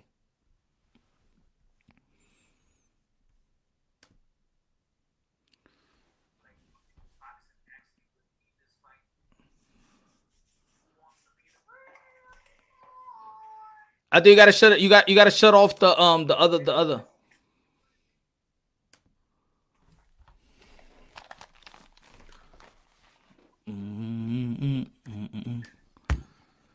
What's good, bro? Hey, what was good, man? I'm chilling, my brother. I'm chilling, my brother. Everything's good. Everything's solid. What you feel? What you feel, man? What you want to add on to or piggyback on what I've been saying? Damn, all right, my bad. Let me check it out. Let me check it out. I think I got another one going. I think here you go. Yep, here you go. Here you go. Here you go. Here you go. Yep, got this one going too. My bad, man. I think I got like I've been having a few fuckers going and shit. All right, here you go. What's going on, man? I'm chilling, man. Happy Hour Thursday karaoke night, my brother. What's good? Oh, for sure, for sure. Hell yeah. Oh, so that means I gotta sing, huh? Come on, say a little DMX something. If you don't want to sing or whatever, man, whatever you want to share to the people out there, man. Happy Hour Thursday karaoke night. Let's go. Hey, man. You know what? Since I'm a fan of the classics, I'm gonna go with this one. Here you go. Here you go. Ice, ice, baby. Doon, doon, doon, doon, doon, doon, doon. Face inside like a punch. Oh, shit. I need my dome and shit. I ain't even gonna do it, man. I started it, dog, but I can't go to the whole shit, man. Oh, you got the beer, you got the Modelo, D Jones got the Red Bull. Got the kidney killer. The kidney killer, the whole shit for sure. Listen, yes. So I got a big question, man, about this upcoming weekend fight and shit. It's a good. I mean, it's a little off topic and shit, man. You paying attention to the females, the little Ebony and Courtney? Of course, of course. Right. Shannon Courtney versus my bad. That's what I'm saying. Ebony Bridges. Yeah. That's gonna be a solid fight. I think they're gonna be throwing down. I'm thinking they're gonna throw blows, man. The girls always throw blows. You know what I'm saying? Yeah. They always throw blows. It's 2 minutes, and the work got to be fast, and that's why you always see them go at it like that. It's like the amateurs and stuff like that. Yeah, they go like right into it and shit, man. I think I'll talk to my girl earlier and shit, man, because I'm trying to get her into like watching. Honestly and shit. I think I might have like cracked it a little bit, man, because I threw on the Ebony Bridges, their little press conference and shit, and I think what got her attention was how the Shannon chick was trying to say about like the lingerie shit, and so she was like, so she knows I know, but she was into it, man. I'm like, hey, man, I'm telling you, I'm like. You was into it. Why would you want to watch these females fight like that, though, blow? You was into it. You wanted to give your girl a sign that, yo, this is the lingerie that I want you to wear, babe. You know what I'm saying? She does it, man. You know what I'm saying? You could give me a little bit of Ebony Bridges, you know what I'm saying? That's what you trying to do with your girl. You don't want your girl to watch boxing. For sure. She gonna watch boxing, then she gonna be on YouTube panels. You gonna be, well, you on YouTube panel, baby? Talking to all these motherfuckers. Why you over there? What's up, D Jones? What's good, man? Hey, salute the Punch Drunk Boxing, salute the Love AH, salute to the chat. Hey, I appreciate you. Jones, Salute. What you want to add on to or whatever's was on your mind? The boxing, the Joshua, the over-marinating shit. I think you said it, that's just focus on the fights that's happening tomorrow, Boots Ennis and Sergey Lipinets, and then what's the other guy fighting? He wants to fight Chocolatito. I can't think of his name. Estrada? No, he's on the undercard. He's I don't know if it's a co-main event to Ennis and them. Damn, I think I know what you're talking about, man. That shit ring a bell for sure. Like, damn, it's like I heard he's in the mix, like a third or fourth dude in the mix of fighting. And Kajas is fighting. That guy is fighting. I know He what you're wants talking to about, fight man. Tito, Damn, man. I heard of it though. Yep, they're talking about they're talking about him being in the mix to fight Chocolatito with Yeah, Quadras he wants to be in and the mix, Ruggin side. I always fuck his name up. Yeah, yeah. Oh, yeah. Oh, hell Yeah, yeah. you know, that's what I want to get your picks for tomorrow. Between listen, Ennis is fighting, Ennis Sergey Lipinets is fighting. There's another fight tomorrow. I can't think of who. The Joe Smith, Joe Smith. Yeah, I want to see who's gonna win tomorrow, and then what fights? I don't know which fights. It's George Tatum coming up soon, aren't they? Josh Taylor, I think it's May 22nd. May 22nd. May 22nd is Josh Taylor and Jose Ramirez. We got Boots. I think Boots Ennis. I wish that should have been like a final eliminator. Yeah, I wish they would have made it, or just an eliminator to get them closer to the mandatory precision. I think they're fighting for the IBO. The IBO. I know it's not major, but to be honest, I think a lot of people should start respecting the IBO, because if you look at their ranking is more official than any other ranking. Like, check out their ranking. The IBO, the IBO. Yeah, the IBO is close. It's like, I think the IBO, what's the other one? The IBO has a good ranking. The WBO sometimes, but no, I don't want to bash none. What's the IBO? I'm lost in shit. I thought it was like only 4 of them: WBA, WBC, WBO, and IBF. The IBO is the one that Anthony Joshua got. The IBO, Triple G got it. Joshua, Triple G, Amanda Serrano, Lara got it. Like Sean Porter did get it when I think he vacated. He got it when he beat Formella. That man. Okay, my bad. Cool shit. Conor Ben fights tomorrow, right? I mean Saturday. Who? Conor Ben. Yeah, he fights there. It's gonna be boxing all day. It's gonna be Conor Ben, that card, and then it's gonna be the Boots Ennis, and then after that the ESPN card. Oh yeah, that's a whole bunch of that's a day of boxing. Yeah. Which fight are you looking forward to? Boots Ennis more. The Boots. Sure. Ennis. I saw a post and it was they said I think it was Sean Porter. He said which fight is holds more value, Ennis beating Lipinets or Virgil Ortiz beating Hooker? What would be your opinion on that? Like, which one do you think holds the more value in the win? I think it would be probably more. It's equal. To be honest, equally. He did have a draw with Clayton, and the thing is, people not respecting Clayton. Clayton was a good amateur. Yeah. He's known. You know what I'm saying? He's known to give good work with Earl Spence and stuff. Like, people know him. So that wasn't an easy fight for Sergey Lipinets. That was a draw. I did have Clay winning by 1 round though. But I think it's probably an equally fight. I mean, they all really both Virgil Ortiz and his Boots is actually fighting like 140 pounder.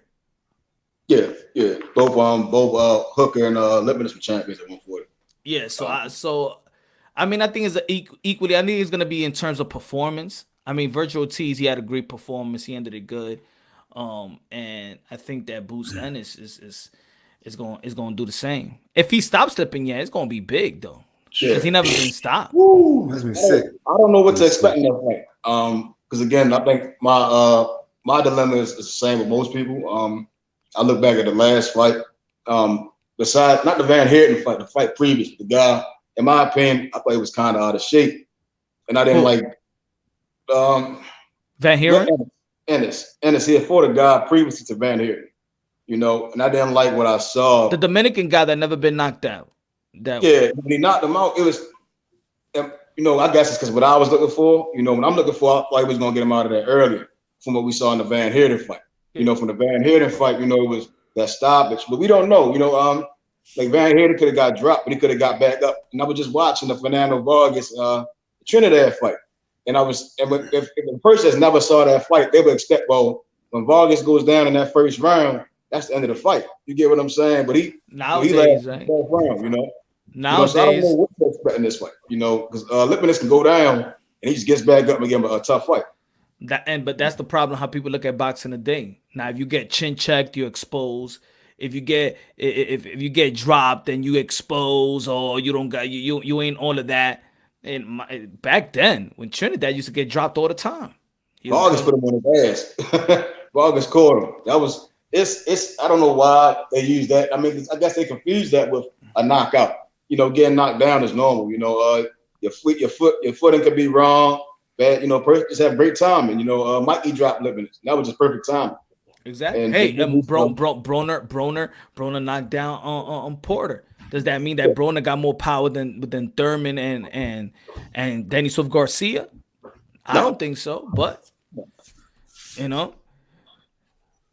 What's good, Shelton? What's good, Shelton Moore? Punch. What's happening? What's up, DJ? What's going on, fellas? How y'all doing? Great. You know, it's Raider Nation. You know, it's Raider Nation all day over here. Raider Nation.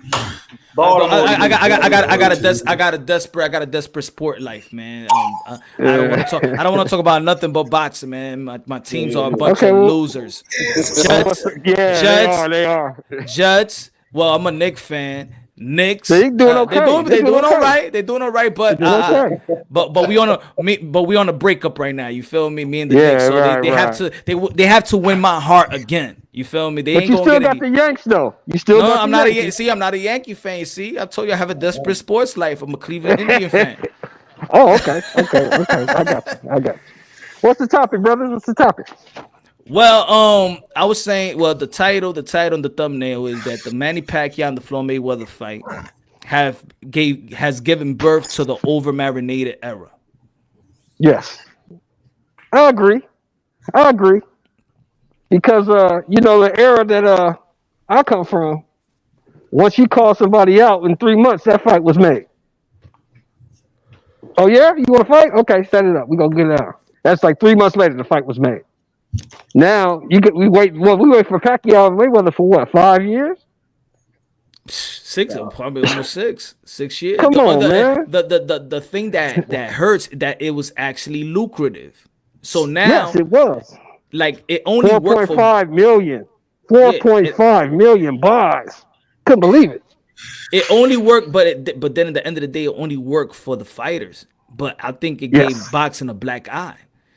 Yeah. Because now it's business wise, it'll be stupid to not follow that type of blueprint business wise. But for the landscape of boxing, it's not a growing sport. Boxing is not a growing sport.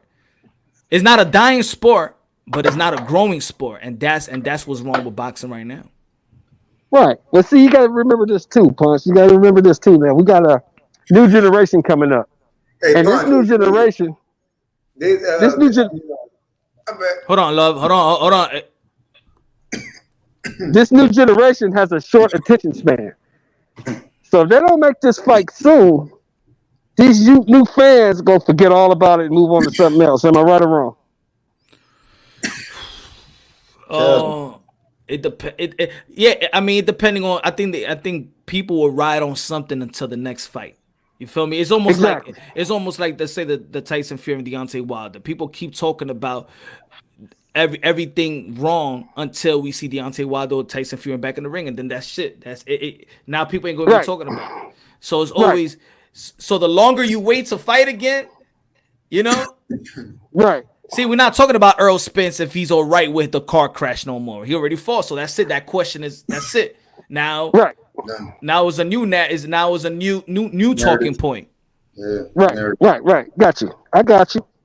Sure. What you think, DJ? What you think on that? Repeat the question again. If he said if this generation that got short term memory. Hey. Well, can I come in real quick and shit? Speaking of generation and shit, on some real shit, I feel like right now already is a punch because I know you got the. I feel like a little, like honored and shit to be on the panel because I can ask you a direct question. Do you know from your knowledge and shit? Because I know you got you know some things. Is it official that Haney and Linares fight and shit? Is that official? Do you know that? Yeah, it's official. Oh, it's okay. Okay. It's May 29th. May 29th. Okay. Good shit. And then we got Ennis and fighting Sergey. Oh yeah. See, look. So I'm telling you, man. I'm thinking people who's been putting shit out here and shit, you know, trying to change the narrative in boxing, and I think it might be working because these young cats are literally taking the challenge. Shit, man. Devin Haney fighting Linares is that's a hell of a bold move. I think Haney's gonna lose, man. Oh, whoa. No, I don't think Haney's gonna give it to him. I don't think Haney's gonna lose, but I'm not gonna make the mistake of analyzing his fight like I did with Gamboa. At a point is I gotta respect his style of fighting. His style is not to knock you out. His style is to outbox you, probably break you down. More of a finesse fighter. Right. You know what I'm saying? Right. So I don't expect Devin Haney to knock out Linares. I expect Devin Haney to outbox Linares. So I see this like a 116, 112 Devin Haney win, in my opinion. I think everything he kind of said, well, with I love how he asked those questions. It kind of ties into the question Shelton Moore was asking, the short attention span. Off the top of the head, you know, I guess when it comes down to the big fighters, you know, our expectations will remain. You know, we want to see these fights. I think that's even with casual fans. You know, if obviously, like my wife, she's a casual fan in a sense. So whereas though she would want to know about like certain fighters and those fights happen. You know, she keeps like, you know, like I inform her in a sense. So I think that transcends to like all the fans. Like when it comes down to Anthony Joshua's, the Canelos, the Charlos, and then like it's regional. Like wherever you at, I don't think the short attention span will work unless we're talking about the Jake Pauls or the guys, people like that. You know, I think like fighters that really don't have their foot in the game and they're not all the way in. Then obviously that short attention span, you know, plays a factor. When we talking about guys who are the gym rats and they keep their name in boxing, especially amongst the fans. And now we still talking about the Terrence Crawford, Earl Spencer. So no matter what they do, it's going to always keep us, you know, anticipating their next best move. What's up, Major Key Boxing in the building? What's good? Everybody subscribe to Major Key Boxing. What's good? Major Key. Hey, Punchy, I see you, my friend. You trying to have me on your channel at 3 o'clock in the morning, my friend? Huh? You trying to escape, my friend? I'm still here. What's going on, man? Yeah, man. 3 o'clock in the morning. I didn't want to go too late, but my friend, I have to because no time earlier. It's all good. You are, though, you know what I'm saying? Yeah, you are. It's what's going on, man? What's going on, Love 8? What's going on, Shelton? What's going on? Was that Jewelry Jones? Yeah, Major Key. Major Key. What's up, brother? Chilling, brother. Chilling. So yo, what's the discussion? The main topic that you want to talk about? Because I know it's. I mean, I added a lot. I added a lot on the intro. It was about you know, Mayweather, Manny Pacquiao, gave birth to the over-marinated era. Exactly. Got you. All right. So here's what I want to say, because that was a deep topic, and I'm glad that's why I asked you, because I was thinking about it when I seen it, right? Yeah. The problem is, look how deep this goes, bro. You're right. Everybody wants to follow the blueprint, right? The problem is that at that point, there were so many things going on. Number one, you had an 8-division world champion versus a 5-division world champion, right? Number two, it was being promoted on ESPN a lot, right? Because of Top Rank and shit like that. You know what I'm saying? Mm-hmm. Number three, you had a man in Mayweather that was doing the right things at the right time with the way that he transitioned from pretty boy to money, right? And it had just so happened to be the right time when social media was getting at its peak at that point, and he happened to capitalize by doing the right things. So all of those things fell into place. And now all of these young cats think that they have the opportunity to do that without doing shit. Exactly. And don't forget WWE WrestleMania, Dancing with the Stars, all those fans that will Floyd Mayweather was doing. These guys ain't even promoting themselves right now. Bud Spence ain't even promoting themselves. Yeah, man. I said the same thing. So many things. My bad. Let me just finish up real quick. Go ahead, brother. But it was so many things that laid down the right way for that to happen the way that it did, even though it was over marinated. It just happened to be to the point where it was, right? And now we're looking at all these young cats that have not done, like, not even 80% of that, trying to make the same type of money. It's ridiculous, bro. It's ridiculous. They just not understanding what you know. They trying to follow blueprints. Sometimes it's just like when you send a patent up to the government to get it approved. Guess what? That was your prototype. You know what I'm saying? Now the next person that comes along, they might try to copy that prototype and make a little change to it. But guess what? It might not be the same afterwards. And that's what's going on, bro. You know what I'm saying? It's just not gonna happen. There's no other Mayweather. Mayweather was Mayweather. Be you now. You know what I'm saying? That's what I gotta say. And also, I was saying the same thing. I said the same thing earlier. I said these cats nowadays want to make Mayweather money, but they don't want to put in Pretty Boy work. Pretty Boy fought everybody on his way up. He fought everybody. And when he got the Oscar fight, he didn't bitch. He didn't complain. He took the 30%, whipped his ass. Then he became the guy. But these guys don't want to follow that blueprint. And that's the most we should ever give Mayweather, and that's the most we should ever talk about Mayweather. What we should be talking about is Ennis fucking Boots fighting Lipinets, which is crazy, man. That's a hard test right there, he just wanted to change the subject. Like, that's a hard test, though, for real. You know what I'm saying? That's a good We one. thought that, man. Don't. You know, this is not 3-card money, bro. Don't be trying to switch the subject like that. We saw that, bro. Ennis Boots is a beast, though. If we fight Lipinets, that's way more interesting than fucking fraud Mayweather. Boots stops Lipinets inside of 5. But you know what? But you know why? You know why is but it's great for us to keep talking about this, because while they're not giving us what Bud and Spence is not giving the fight that the fans want to see. Right. This Virgil Ortiz and Boots Ennis that we're fighting, because that's not one guy. We're actually looking at Virgil Ortiz and what Boots Ennis is going to do after that. Then when Boots Ennis, we're going to see what Virgil Ortiz. So now our eyes are building this fight, while these guys, I don't want to F it. We're going to pay attention to Boots. We're going to pay attention to Virgil. We're going to pay attention to Conor Ben, that's also going to be fighting earlier that day. So you know what? You guys that want to be on the shelf, you okay by being on the bench? You know? Right. I didn't think about that. Good point. That's raw. Good point. Good point, man. Rap Star Boxing Knowledge. Hey, what fucking times do you call this, bruv? Huh? What times are these, bruv? What's up, Rap? I went to fucking sleep, and then you're back, and then you said you're coming back online. Your times are fucking weird. Hey, man, I've always been a spontaneous brother, man. I don't go with time, man. This old time, old English over here, bro. But bro, listen, my brethren, his times are changing. He wasn't even here last week. He didn't even come last week. Yo, man, cut me some slack, man. Cut me some slack. I'm trying to do the website. I'm trying to do the podcast. I'm trying to do the YouTube. Come on, man.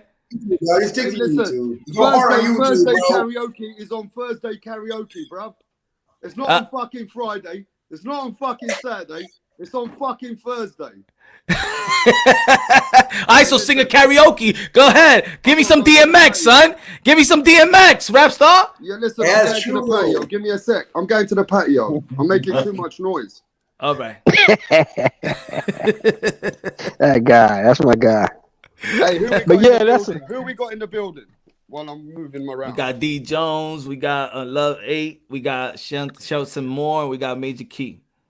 All right, man. Yeah, look, before I get my shit together and go outside and talk to you guys, Mayweather and Pacquiao, let me give you some guys' history. Pacquiao won. They started marinating. Let me tell you, they started marinating this fight after 2009. They started talking negotiations, and I've got all the articles. If you want to share it in a minute, I'll email them to you. They went to Manny Pacquiao and Mayweather and started negotiating this fight, the networks and everybody. But all of a sudden, the negotiations broke down. Now, let me ask you why it broke down. Everybody said the fight's not worth that much right now. See, the fight was worth 100 million. They were pushing it as a $100 million fight. And after that, when Ricky Hatton got knocked out, who remembers when Manny Pacquiao said, yeah, we can fight Floyd Mayweather?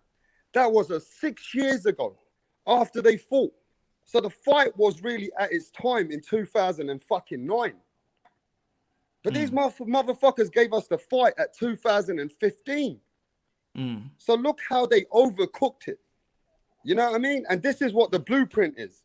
The blueprint is, if the money's not right, we're not going to give the fans the fight what they want. And this is toxic for boxing. Because Errol Spence, Terence Crawford, they're following this fucking bullshit on over-marinating the fight so they can get paid more money so that these guys don't fight in their prime. And this is fucking bullshit, bro. Hey, Rap Star, you make a great point, and I don't mean to sound extreme and shit, you know what I mean? Because people might think I do. But I'm telling you, man, me and my boy were just talking about this shit about 2 weeks ago.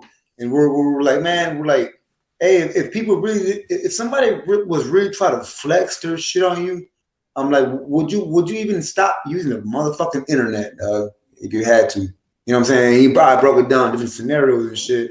He was like hell yeah, in a minute. He told me this, like, they don't even realize that what the average working 40-hour motherfucker, 26-hour part-time motherfucker will do. You know what I'm saying? Especially if they feel like they're getting taken advantage of. You start watching, you start watching internet. So you make a great point, Rap Star, for sure. And so let me ask you this, Moonshine. You know, do the promoters and the TV networks negotiate on the back end and speak to these fighters and let them know what kind of money they can achieve maybe later? Are they all part of this fucking bullshit? Is the networks, the promoters, the fighters, is everybody part of this bullshit? Right. Of course. They part of it. They part of it. What get the fans frustrated is when they come out and then act like one is ducking the other and the other one is ducking the other. When they know behind the scenes that they're gonna fight, when they're gonna fight. That's the problem. That is the problem, in my opinion. Like, it's almost like insulting our intelligence. You know what I'm saying? It's almost like when several years with the Earl Spence and Thurman, and they ducking, this guy's ducking. Y'all both got the same advisor, same manager. Yeah. You know, both of y'all never received no damn contract from each other, so y'all know y'all wasn't gonna fight. Y'all know it. So what was this? Oh, he ducking me. He don't want to fight. I got the same. That's like me and you. We brothers, and we live in the same household with our father and mother. And it's like we don't know what's really good. We don't know the rules. We don't know what's gonna happen tomorrow. We don't know where we go. Oh, I thought that. No. Why you know what's going on? Y'all live in the same house with the same parent. Hey, Punch, can I say something about that too? Oh, my bad. Hey, Terence Crawford, Errol Spence even have each other's phone numbers. These guys talk up with each other.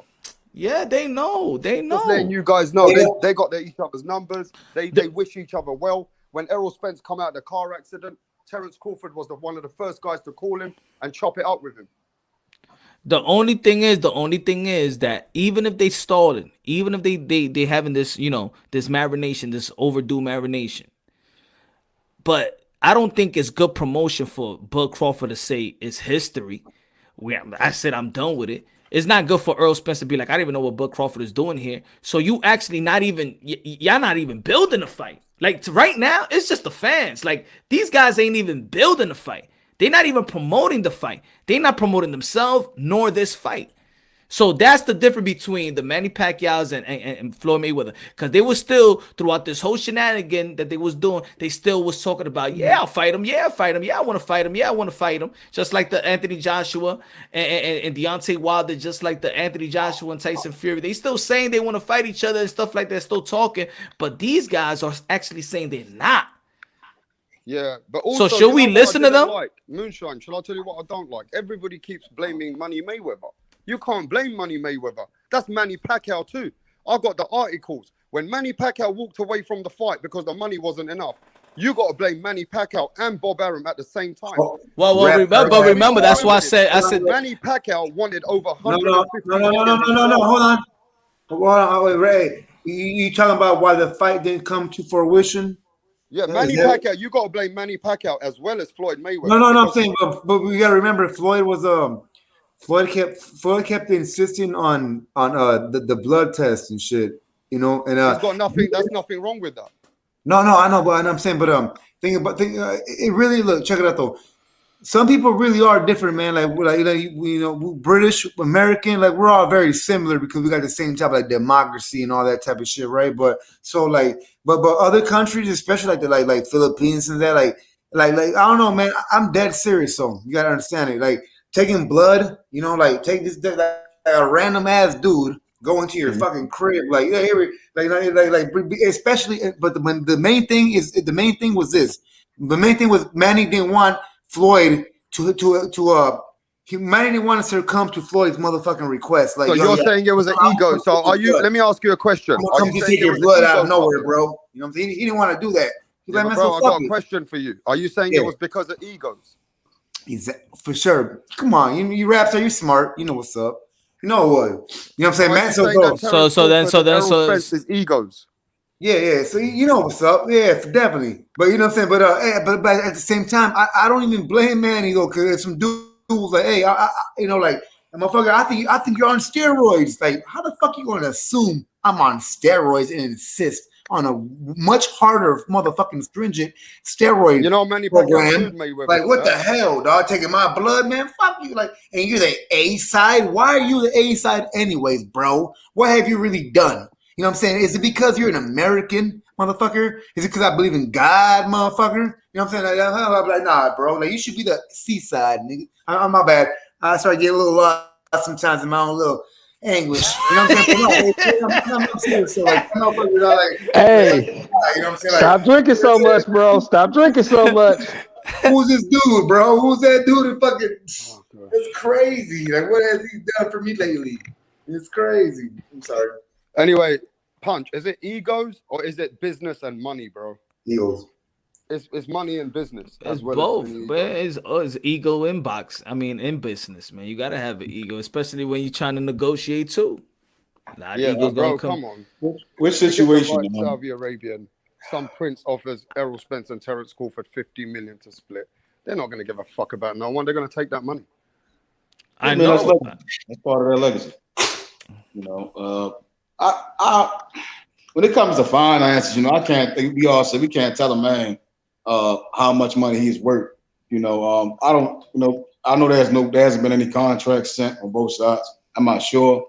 But when it comes down to both fighters, you know, especially Terence Crawford, in my opinion, what he's done in the sport, you would assume that he would be making at least $25 million. He should be making the money that De La Hoya's been making. Yeah, but can I say this, Punch? Did you not tell everyone if you fight the top caliber opponents, your money goes up, right? In America, if you fight the high caliber opponents, your money goes up. Is it because Terence Crawford, his opponents haven't been the pound for pound opponents? They haven't been the money opponents. They haven't been stars themselves. Do you think it's something to do with that? I don't think so. I think your worth is who's willing to pay you. You know what I'm saying? Like, look, Mikey Garcia, like I said earlier, Mikey Garcia lost to Earl Spence. Mikey Garcia got $7 million to fight Jesse Vargas. He got $3 million to fight Earl Spence. What's a bigger fight? He got more money fighting Jesse Vargas. And some people would have been like, oh, how he got more money? What the hell he's getting? Look at with the Teofimo Lopez situation. His own promoter think that he's worth 1.2 million. Eddie Hearn think that he was worth 3 million. Here comes Triller thinks that his fight is worth 6 million. Hated it. Let me ask you a question. Punch. Mm-hmm. Vargas and Mikey, right? Yeah. Where did they fight? Damn, did they fight in Cali? They fought in Texas. On Texas. Okay. Texas, nice. Okay. That's where the money was for that fight, because the fan base was bigger. That's why I try to tell people, you're talking about Mikey fighting Errol. Errol didn't bring all those people there by himself. Mikey brought a bunch of those people there. It's all the 50-50 thing, you know how it is. Yeah. No. It's not always like that. But you got a big star in Texas. Hold on. Like Crawford and Spence. I can't believe the shit people utter out of their mouth, man. I swear, like 60-40. I can't believe people say 60-40, man, when it comes to Crawford and Spence. Like if anything, you Does can he- maybe say 48, 52, motherfucker. Like 60, 40 and shit. She's nuts. Because you got young people, saying this shit who don't understand what Crawford has done in the sport is bigger than what Errol has done. Number one. But Errol has Number fought two- the bigger. Errol has fought No, the bigger. exactly. And that's an opinion. The problem And is, that's right, an let me just opinion. tell you from the international side. Danny Garcia Yeah. is known internationally. Sean Porter, because of the Kell Brook rivalry, Right, he's exactly. an international fighter. Right. Terence Crawford, Yo, bro, Kell Brook, that fight that he had in England, that made Errol Spence a that bigger was fan nice right there, internationally. boy. And let me just say this. Errol Spence is actually slightly more of a bigger star than Terence Crawford if Thank you you. look outside of America. Thank you. Say no. Yeah. I don't deny any of that. I mean, why, I don't why deny would any they of do so? I want to know. As soon as he What got makes that you Dallas believe- Cowboy brand behind him, and the Cowboys come to England if it weren't from the Yeah. pandemic every year, they fill out Yeah, yeah, yeah. 4,000 people in England every year, the Cowboys. Yeah, I understand In that. England. But I'm talking about as far as the boxing. That bring Errol Spence a bit more exposure. Yeah. I'm not disagreeing with anything you're saying. But what I'm saying is what they've done in the sport of boxing, Crawford has done way more. Errol's been in one division. I don't believe that though because even when Crawford unified and shit, man, man, I'm telling you, it's like when Canelo, it's like when Canelo got a title off of Liam Smith and shit. You know, like no, I mean, don't get me wrong, Liam, my dude. Like I watch his fights now, but I'm saying though, it's the equivalency of that kind of type of thing to me. You know, On paper, love and hate. Exactly. On paper, Terence Crawford. On paper, Terence Crawford's resume. I mean, not the resume, but just his achievements are Hall of Fame. Yeah, I'm saying, but if you go off names though, if you go off of names, there's not many boxers in the history of boxing that you can really say that motherfucker had a hard ass schedule. Like that motherfucker had a hard. Yeah, You paused there for a while. Yeah, you paused there for a while too long. Yeah, what Come you on, talking speed it about? up, speed it. He said hard ass. You paused on. I was trying to choose the right word. I was gonna try to say schedule. I was gonna try to say resume. I was gonna try, like my mind kind of goes that way a little bit. You know what I mean? Like for real. Like Hey, mate. I was trying to choose the right Key. word. And I think schedule is a good word though, man. Schedule is a good word. Major Key. It's planned out. When's the last time a resume won a fight? What do you mean? All the time. What are you talking about, dog? A resume wins a fight, man? You talking about the experience that you build up to a fight? Is that what you're talking about? I asked a simple question, bro. Don't make it complicated. My bad. When you came is the last time? Shit, my bad. Resume won a fight. You sound like that. You like, hey, motherfucker, when's the last time a resume won the fight? I like this guy. Oh shit. So my bad. I reacted to say. Hold on, Shelton. Okay. Shelton, did you just ask Love A Hate a question and say Major Key? No, I asked Major Key a question. Oh my bad. No, it's all good. I wasn't being sarcastic with you. I literally thought that he was telling you, like, I thought he mistook me for you or something. I was like, oh, what the fuck? You know what I'm saying? No. Like, damn, bro. No, I definitely need to go more than Major Key Monday if that's going to happen. Hey, listen, man, look. Yeah. Sorry, Shelton. I love you. No, I see what you're saying, Shelton, but I see what they're saying too. You know what I'm saying? Like, like Rap Star when he was talking about the Cowboys, you know what I'm saying? When they go over there, you know what I'm saying? They bring a lot of fans. It's just like when the Brits come over here with their fags and stuff like that, they fill up the stadiums and shit like that. So we got shit going on back and forth. You know what I'm saying? Australians, you know what I'm saying? Magic Key. Hey, you talking about the Brits and their cigarettes? Is that you talking about? Yeah, that's what I meant. But they call them fags. Hey, you're fucking the shit. You know, the Brits and their cigarettes, bro. What was the questions to the panel? Which boxer currently do you think will face all without any excuses of money being an issue? Only one I can think of is Virgil Ortiz Jr. Out of you mean Out of all the boxers, or in the welterweight division? Better, Bill. I think the guy that will face everybody, probably that the guy that needs to face sheesh, maybe the likes of maybe Inoue, maybe Hey, Punch. maybe Josh Taylor. Yeah, that's good. Let's go. Nice. Boom. What about this one? Wait, hold on. Y'all want to answer that? Everybody want to answer that question?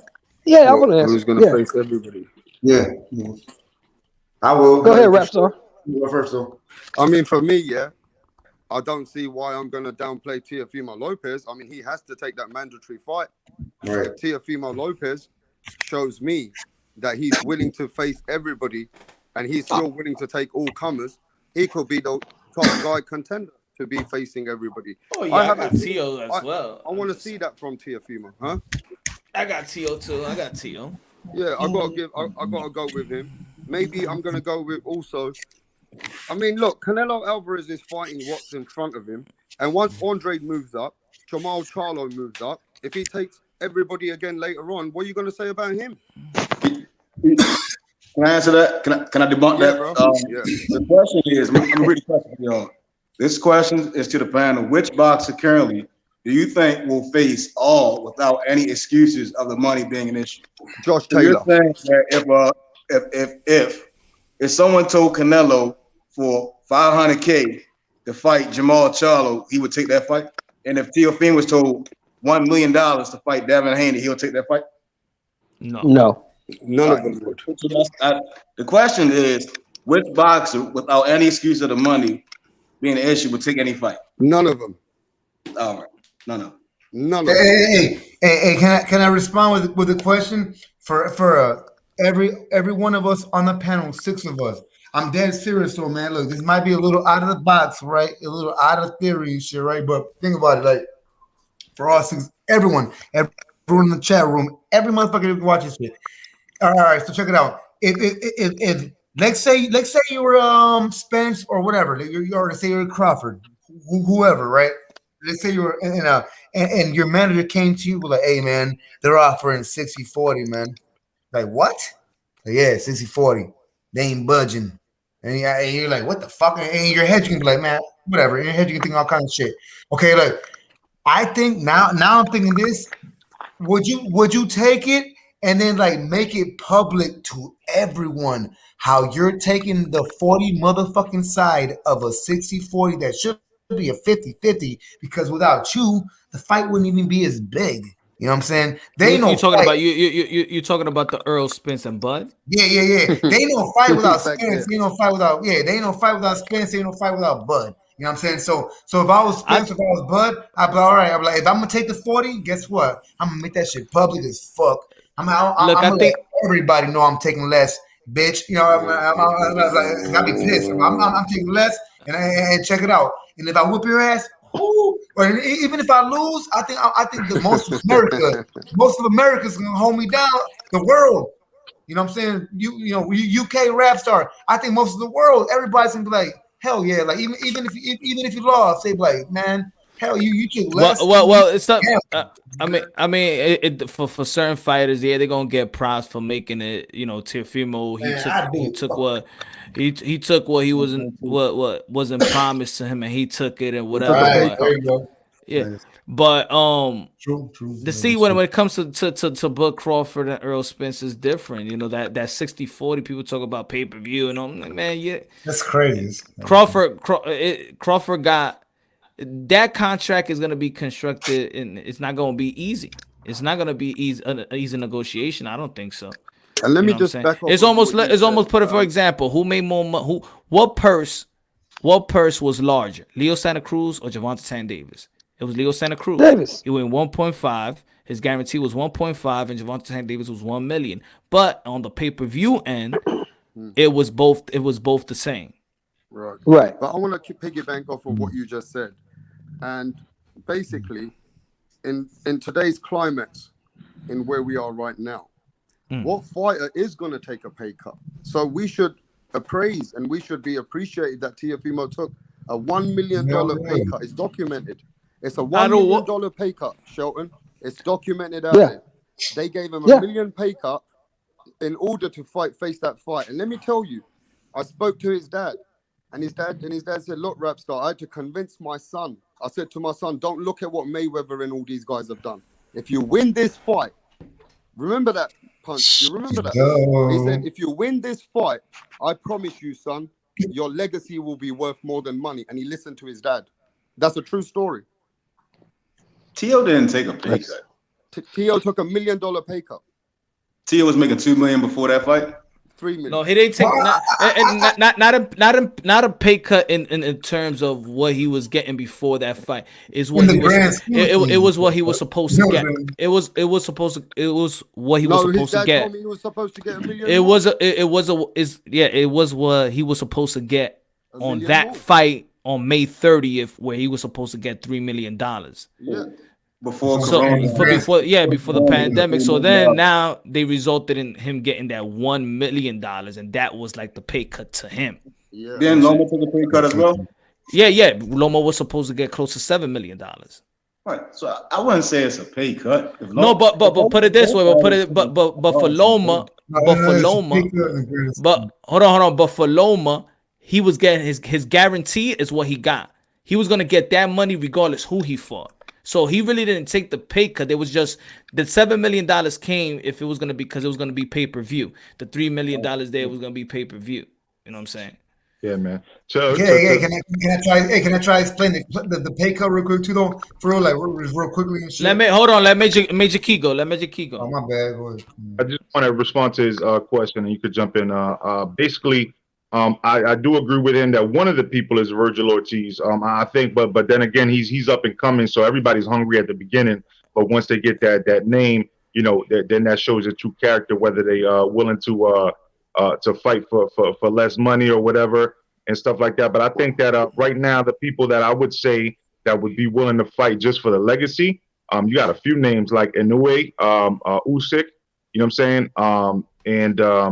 You know, I'd have to really think about it, but when it comes down to Amanda Serrano, we talk about women boxing and shit like that. There's few people that would be willing to fight more for legacy than for money. You know what I'm saying? There's few people. Hey, Major Key. Hey, dog, you threw me out for a minute. Hey, dog, for a minute there. I thought you were talking about motherfucking Virgil Ortiz fighting Amanda Serrano. I was like, nah. You need to milk whatever you're drinking on me, because you know what I'm saying? That shit sounds stronger than what I'm drinking, dog. Salud, baby. Salud. No. Hey, Virgil Ortiz. Hey, that motherfucker, dog. Hey, Virgil Ortiz is on something special. Let me ask you a question to the panel. Do y'all think that the Lopez is overlooking Kambosos? No. Hell no. No. I made a video about that. Yeah, I heard that. I don't think so at all, man. Great question though. But no. Hey, my bad. Hey, he picked Kambosos for a reason. Hey, real quick to the panel, y'all. I don't want to offend. Like, I can talk, especially when I'm drinking. I can talk like a little like dickhead sometimes, but not even trying to. It's like when I'm talking, I'm like lost in my head, but I'm just like talking to you like sometimes, so it makes it seem like. So I'm just saying, like, my bad. I'm not a dickhead. I love everybody. Kambosos, no. Kambosos, like Punch, you all right, man. Punch, you all right.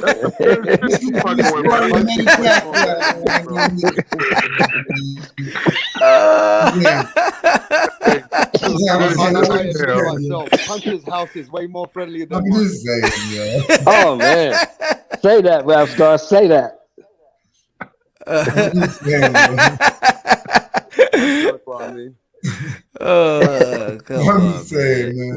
No, I think it would be stupid for Tio to overlook Kambosos. Kambosos just upset the whole apple cart. He ain't gonna do that. Let me have this. Yes, Shelton. Which fighters do you think can reach superstar status in the young generation today? Now let's forget about Canelo, Pacquiao, Fury, and AJ. Let's talk about the young generation. What fighters Oh, do you think can become superstars? I'm I gonna think give the you fight. four right now. Oh, go ahead. Go ahead. I'm gonna give you four right now. Ennis. Can you give us one so everybody else can have a turn? Okay, I'll give you the one. I'll give you one. The one is Ennis. So you Ennis. think Jeremy He's gonna be a Ennis, star. his personality? Wait. His personality. Come on, man. The one up. What you got to reach Ennis. to become a superstar? Yeah, he got personality. He got the size. He got the talent. He got the He's got the aggressiveness. skills. He got everything he needs. Yeah, he got everything he needs. Okay. Punch. Superstar. You got Tio. You got You got four of them. you got Tio. You got Keyshawn Davis. You got You personality. think Keyshawn Davis can be I that think guy? I think Superstar. yeah. I think he got personality. Trust me, he got personality. What about Ryan Garcia? Right, of course, Ryan Garcia. No.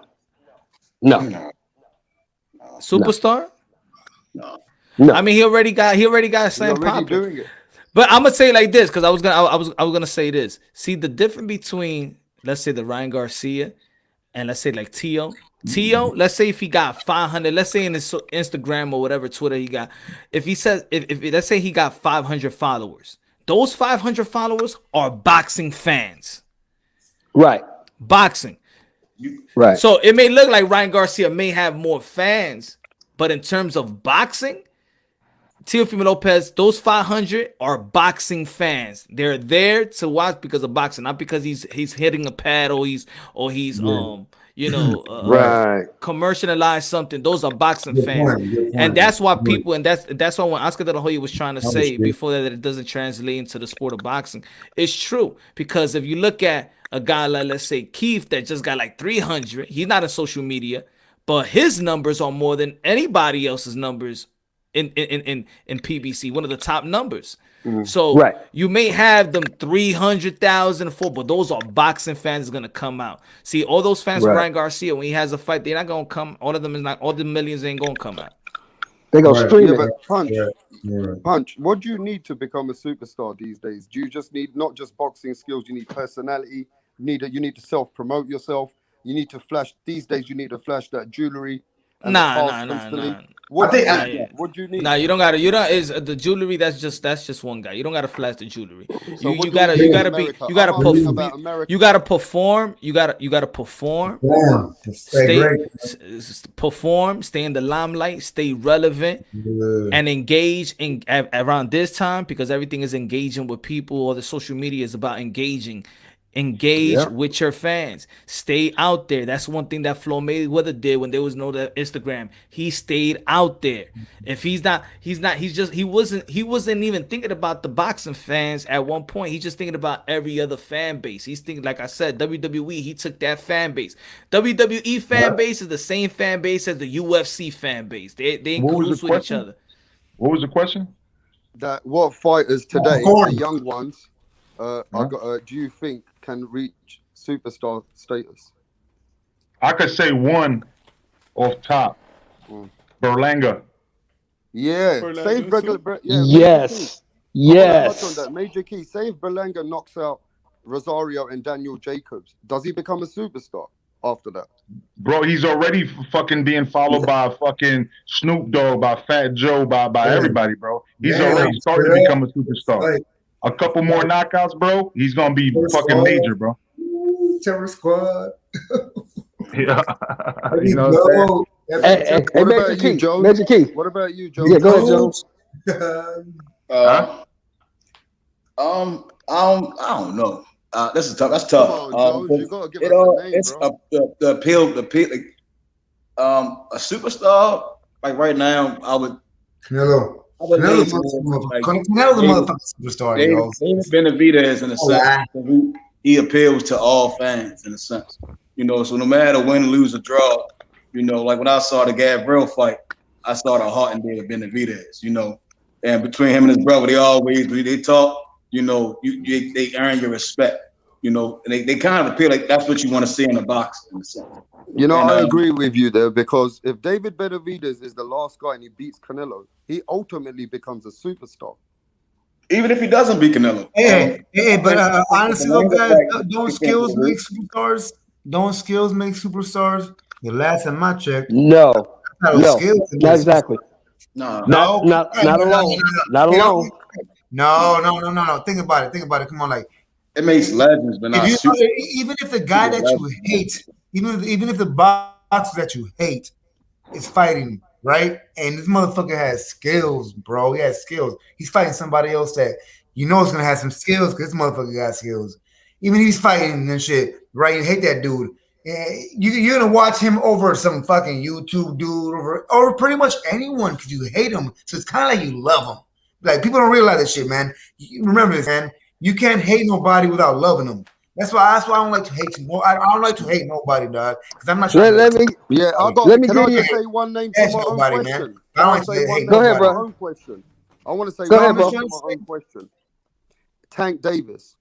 If Javante Tank Davis gets the step up fights, and he shows everybody, and all of a sudden he gets the Ryan Garcia fight, knocks him out, people are gonna say Tank Davis is the truth. People are gonna give him Look, superstars. man, Tank Davis- Tank Davis is the Tank Davis truth. has Tank got a Davis chance. is Tank Yeah, Davis but is he's got a special, man. chance. He's got And a every chance. and the thing is, to be honest, Tank Davis is That's my special. boy. This is why you don't hear a lot of channels even trying to question his skills, his boxing That's my skills. motherfucking You boy, you bro. you don't hear videos, you don't see content trying to question his boxing skills. Javante Tank Davis, you know he's special.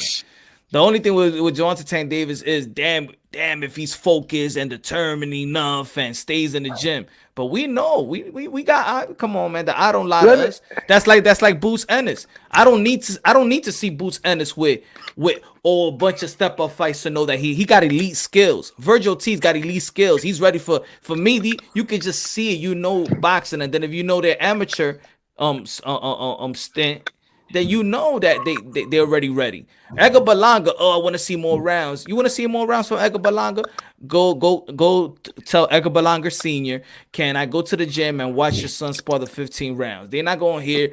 I don't like when people be like, oh, yeah, we got to see more rounds. Man, I already did 10 weeks in camp. That's my time to work. When it's time the lights is on, I'm not going to do it in the first round. There's no overtime.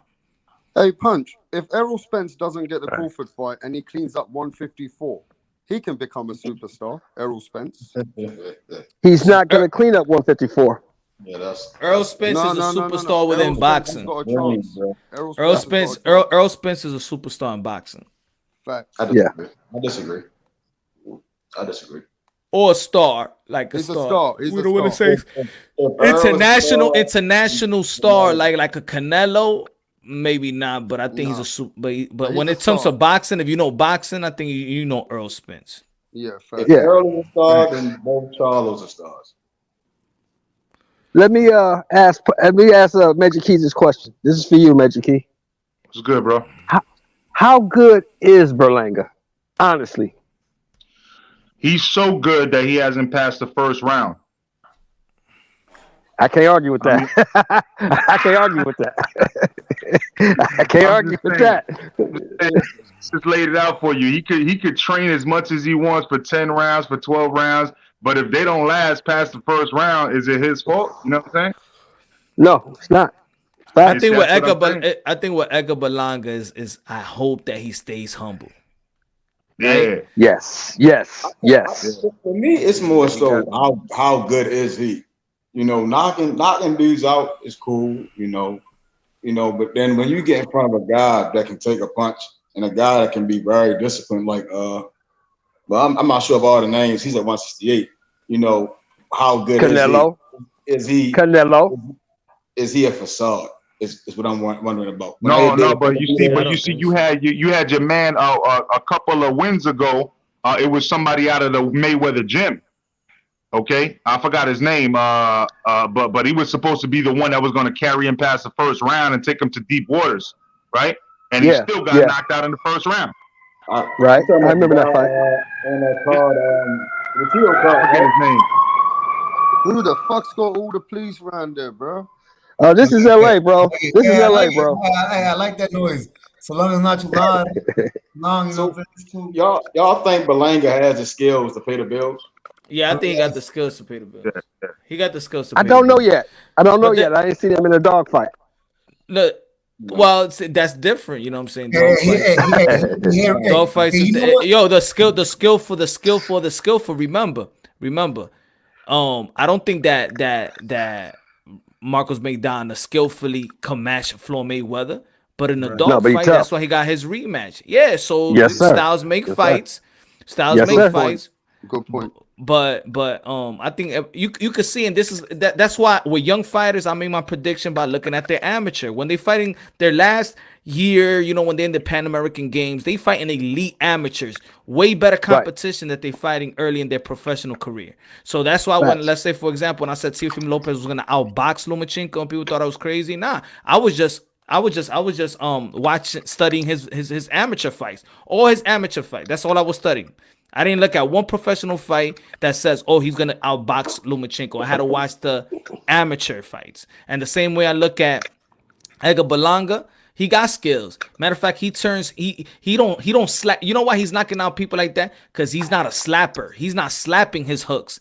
He's turning. He's hitting you with the knuckles. He's doing what Triple D actually does. He hits you. He's turning them knuckles. He's hitting you hard. That's the difference between Edgar Berlanga and other people. A lot of people be slapping sometimes. His hooks it hurts.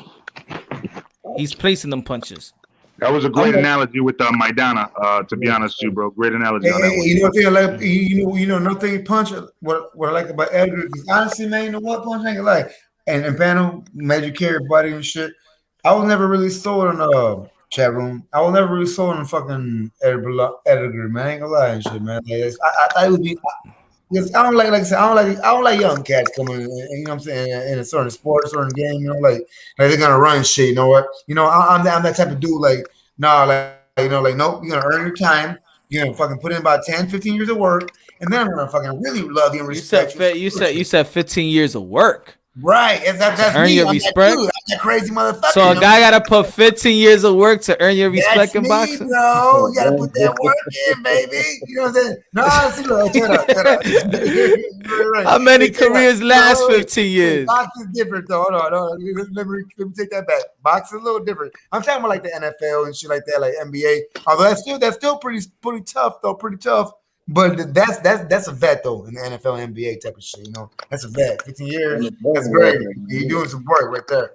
But yeah, boxing's a little different though. Boxing, you know who I think could have been probably greater than what he was, if he would have been more disciplined and not go wild and stuff like that.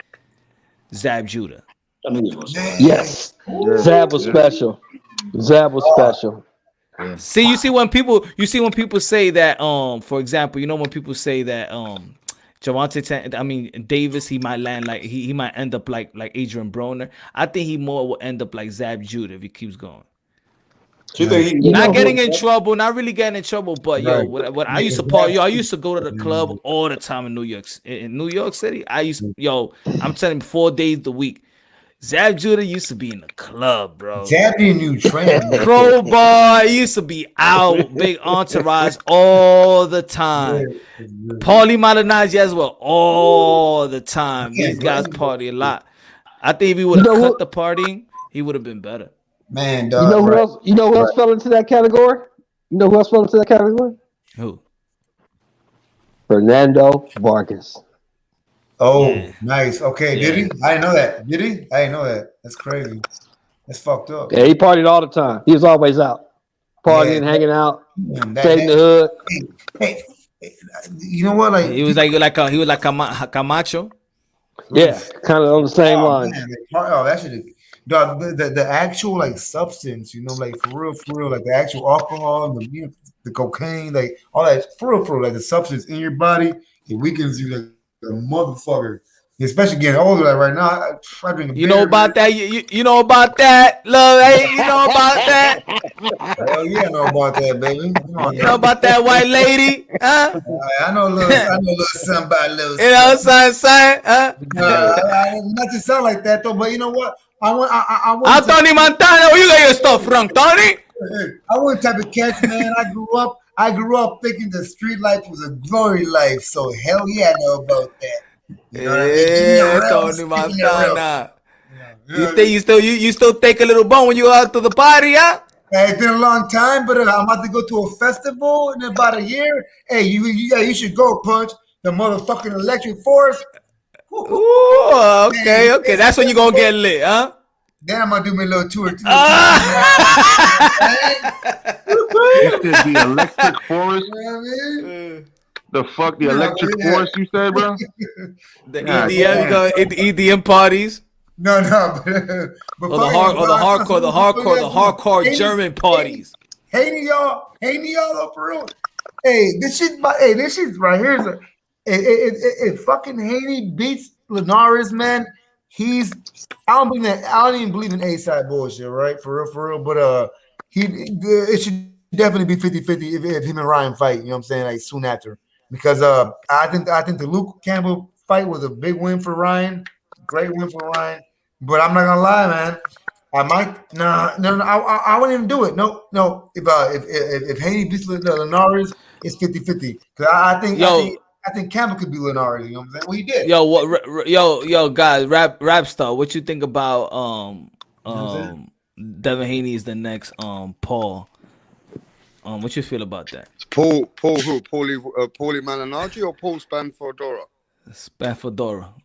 Who you been speaking to? You gotta be hardcore. Spanfordora, bro. You think he's gonna be the next? Metaphor was a motherfucker. So that is so. Shelton, was that a good comparison? An excellent comparison. I just think that Devin from, bro? Huh? Where you get that thumbnail from? I'm gonna put that video later. I just think that Fedora, right? He never really took a big fight. I just think that Haney is 200 times more disciplined than Spadafora. Yeah, Spanfordora was never disciplined, and the problem with him, he never had punching power, and most of his fights he had to try and either work around it, and you know. One thing about him, though, that he moved very carefully. You look at some of his documentaries out there. He wasn't even in big fights because he got himself into position and he actually achieved more than what people said he would achieve out of boxing. Hey, you see how they gave a lot of credit to Earl Spence for sparring on Floyd Mayweather and stuff like that. Like, he did. Paul, that's why. Hey, Devin Haney used to spar with Paul. Devin Haney used to spar with Paul Spanfordora. Yeah, but without him punching him back. Hey, Rap Star. Okay. Rap Star. Yeah. Who's Spadafora? Oh my God. You don't know who Paul Spadafora was? I don't, I'm sorry. Go ahead, Google. He was a hell. Google it and He come was right a hell. Yeah, Google it. Go ahead, Google it. I'm not even trying to make it seem I mean, put it this way, right? I'll tell you where I'll put him. Let me tell you where I'll put him, Loving. Hey, let me teach you. He's a bit under Paulie Malignaggi. I would say that he's about. I'd say he's a little bit under Paulie Malignaggi. Okay, nice. Paulie Malignaggi achieved more greatness than Paulie was a beast, dog. I love Paulie. Paulie has skills. Paulie was the magic man. Yeah, Paulie was a beast, man. I always like Paulie. He has skills, man. Hey, so you think that Paulie Paul he'll be so you think that you think Devin Haney will be the next Paulie Malignaggi, the Magic Man? Me? No. Oh my bad. He could be like Ray Leonard. Has Devin Haney got the tricks? He reminds me of Ray Leonard. He reminds me of Ray Leonard. See, that's too much. Yeah, but you know what? That for me, that's too much. But I understand because even people be like, "Yo, I'm crazy for saying that Boost N is gonna be the next Roy Jones Jr." I hope not. Damn. No, but when I say about Roy Jones Jr., I believe that he's in the ring. He's a showsman, and I do believe that he has the body type, to become a 5-4 division world champion. Roy didn't have the skills. Nice. Roy was like some skills, but pure talent. In defense, I think about him like that. I think he was never a great defensive fighter. I think his reflexes was great. Right, the intangibles. Like Roy had some intangibles. Like, that's what makes me stop with B-Hop more than Roy as far as on the boxing skills. B-Hop, if he would have had the intangibles Roy, he'd have beat his ass in that fight. But that offense, I don't think to this day. I think that Roy Jones, his offensive game, I still think is the evolution of boxing. Like I haven't seen the speed and power of Roy Jones Jr. yet. Sick, bro. Oh, yeah, definitely. That was sick. That was sick. How he did it. Like what I would say with Mike Tyson, I guess, in my opinion. I think Roy and Mike, they had intangibles that put them above guys near them. But then when we saw those guys on the decline, and with Mike, I guess his choices and Roy's choices, I mean, they all made their own choices. They couldn't hang with certain fighters no more. You know, I mean, Roy really had much to prove, but he stayed in the game and he retired like that. But you remember, but if because I was a Roy Jones, I had all the VHS tapes. Yeah, that's how you say. But Roy Jones, he wanted to quit. He wanted to retire boxing early, like even within his 30 fights. He was bored. He used to say it in the interviews. He was bored with fighting. Like it was so boring for him. For who? Remember, Roy Jones Jr. was playing in the CBA. Yeah, he was professional playing the CBA. The same night he had a fight, he had a game in the CBA, then had a fight. You were a little older than me, Punch. You remember more than I would. Oh. You older than me. You older than me. But I wouldn't remember all the details. It's like when I study the sport, and and I go back and I look into. I mean, I came into Roy Jones towards that B-Hop Roy 2. You know, what was that? Fight night round. Nah. See, Roy Jones. I came at the later Roy. You see what I'm saying? And he was making music and stuff, and he was doing the music and stuff. That's when I heard of Roy. You know, I'm younger. I'm on the younger side. I caught like Mike Tyson, late 90s. See that Roy Jones, man, he was already bored, man. He was already bored. Bro, with boxing. That's why he went to fight a heavyweight, because he was bored, bro. Even Floyd, even Floyd was bored. Look at the lead up to the Hatton fight. He said he was bored with boxing. He said, "I don't love boxing no more. I just do it to do it. I just do it for the money now." He was bored because remember these guys. Look, Roy Jones. He was born boxing. His father, you know what I'm saying? His father had him like a machine. So think about it. You've been boxing your whole life. Once you hit that 30-year-old mark, yeah. And you already set, you got your farm. He had his farm. He got his money. He still got his money. Now it's just like a clock in, clock out type of stuff, or it's just a lifestyle. You see, like Floyd Mayweather, when people be like, "Oh, he's running his 10 mile. He's getting prepared for a fight." Now that's just a lifestyle to him. It's not that he's getting prepared for a fight. It's like Bernard Hopkins. He's still doing the same thing, not because he's preparing for a fight, but you've been doing it for so long that's like second nature to you. Hey, let me ask you something. Let me ask y'all something. The whole panel. Am I the only one that likes how Linares is talking leading up to this fight? I've heard. I like that shit. You heard what he said, right? I thought you were about to say like, "Am I the only one who likes dub music?" You know what I'm saying? Like, did you hear what he said?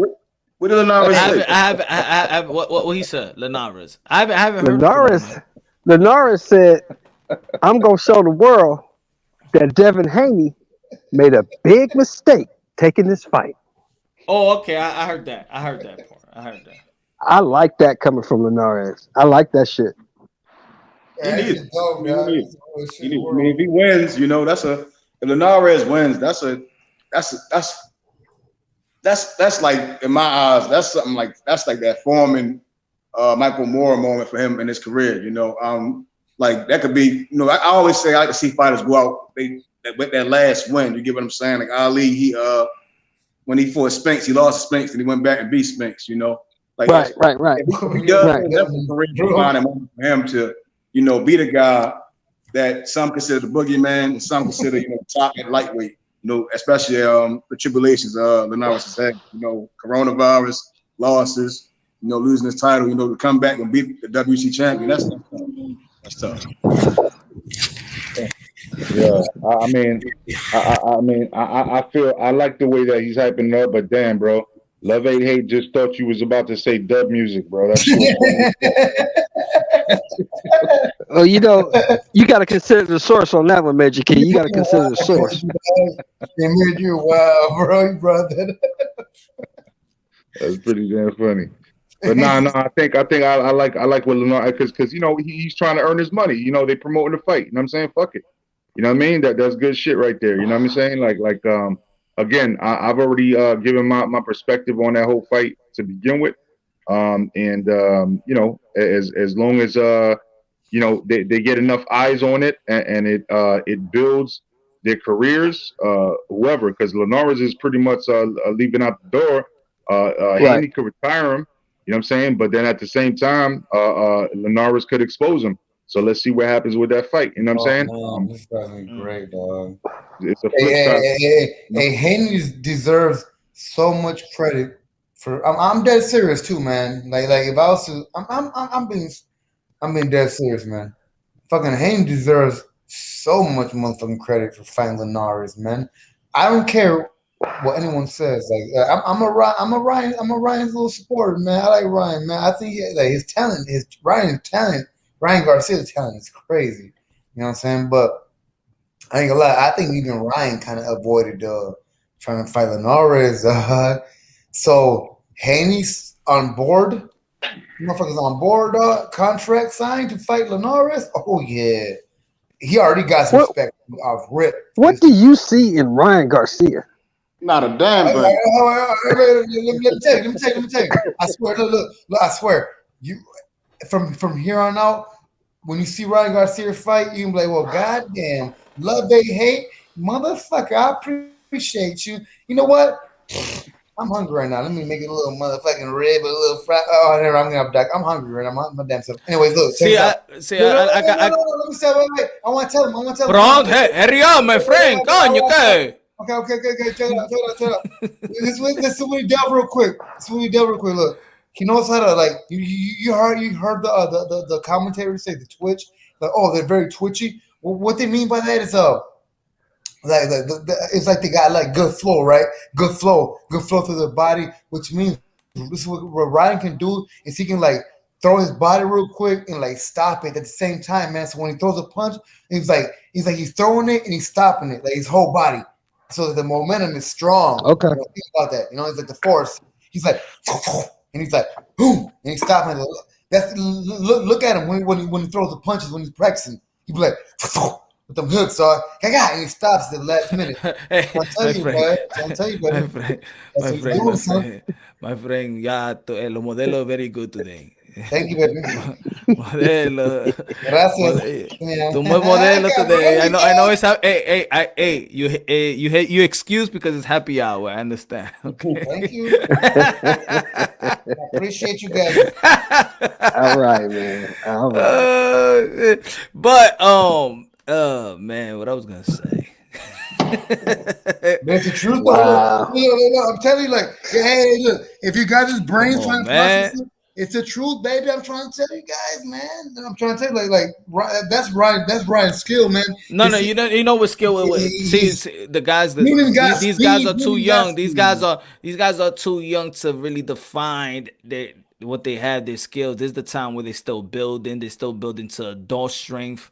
None of these guys are freak of nature. Ain't none of these guys Mike Tyson. So they're still growing. Hey, my friend, let me talk. ¿Qué pasa? I'm sorry. Shut up. I think Ryan can be a Shut up. Perdóname. Shut up. I'm sorry. See, I lost my train of thought. Wow. Well. In terms of skill, but you could see that there's the power. You can see there's special in Virgil Ortiz's power. You can see there's special in Berlanga's power. You see that Tio, or you can see Brandon Lee as well. His power is official. Now, then these other fighters that you see, they're more skillful and the power is not special. They still got to work on power. Shakur Stevenson, Chris Colbert, Devin Haney. Now they land on that you know, they're in a different type of bracket in my opinion. But these other guys that we mentioned first, there's something you just can't teach. They just got power. They're born with that power. Right. I get it. I just see a straight up and Boots Ennis as well. Yeah. Oh, hey, Ryan Garcia got top that power though, man. I'm trying to tell you. I just see a straight up and down guy, slow feet. He got fast hands. He has power, but he leaves his chin in the air. He has no defense, and he gets in there with somebody who can box, they either gonna take him to school or they're gonna knock his ass out. Is That's just Ryan what I really see. fast? Is Ryan really a fast boxer? I Like, think Look, Ryan has okay. The more same power. thing. The I'm not same being thing I say biased. about the same thing I say about Ryan is the same thing I said about Conor Ben. I I want don't like Ryan. Ryan is fast, but I want him to mix his punches, mix the speed up, not throw everything Right. 100 miles per hour. Look, he's not. You know, Look, Right. because Ryan's of not fast. hey, come on, my Sorry, brother, sorry. come on, my brother. I'm sorry. I'm gonna say, No. Ya, te voy a poner en mute porque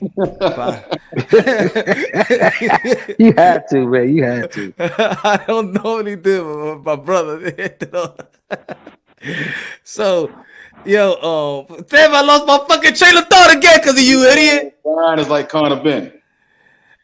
Yeah, because with Conor Ben, I like his power, but mix the speed up. You know what I'm saying? It's Yeah. almost like Gary Russell Jr. was one of my favorite Yes. fighters as well. That's Yes. why Lomachenko did better than him in that fight because Lomachenko could mix the speed up. Gary Russell Jr. just throw everything 100 miles per hour. A smart fighter is Right. going to time that. So I understand what Right. you're saying, Shelton. Somebody's going to time Ryan Garcia if he doesn't know how to mix the speed up. Right. Like Facts. when I say Ryan, I think his speed I think he seems fast because he's like what I consider is that he cheats in a sense. You know, when he does bring his hands to be defensive in a sense, then he's not as fast. I mean, he has some speed to him, but most of Ryan's punches, he's shooting them low. You know, he tries to get there first in a sense. Like he acts like it's a race in a sense. You know, I guess that's butterflies or I don't want to say improper training, but it just seems like he's trying to cheat his punches, you know. And then we saw, I guess, with the Luke Campbell fight, that he wasn't quick enough to adapt to a feint or a fighter outthinking him or trying to just testing his mind. You know, most of Ryan punches, he tries to shoot him from the chest, like the hip, especially the left hook. He bring his hands down and then try to shoot him low, you know, to try to get there fast, you know, because he banks on his power. You know who used to do that? You know who I think a lot of people, if y'all watch, do y'all know who's Henry Hank? Awesome. Yes.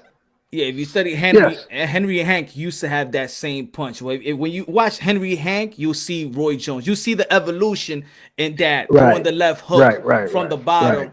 And so I understand exactly what you're saying, D Jones. I understand exactly what you're saying because if you ask the fighter, I asked that once before. I said, why? I used to be like, damn, why these guys keep their hands too low? But it's actually is a way to disguise where you're gonna land the hook, and it's actually quicker to land that hook shot. But so I understand what you mean about it's not textbook. It's not textbook. You know, I hate it when it's like I guess that's my opinion. I hate when because if I can see it, I know a better fighter can see it. You know, a great fighter. If I can see it and I can predict it, then I know an elite fighter can definitely see it and set something up off of it. You know, so it's like I would want him better for the fighter. Because if I know, like I said with Devin Haney, I personally don't think all fighters should fight out the Philly show. I don't think that's for all fighters. You understand what I'm saying?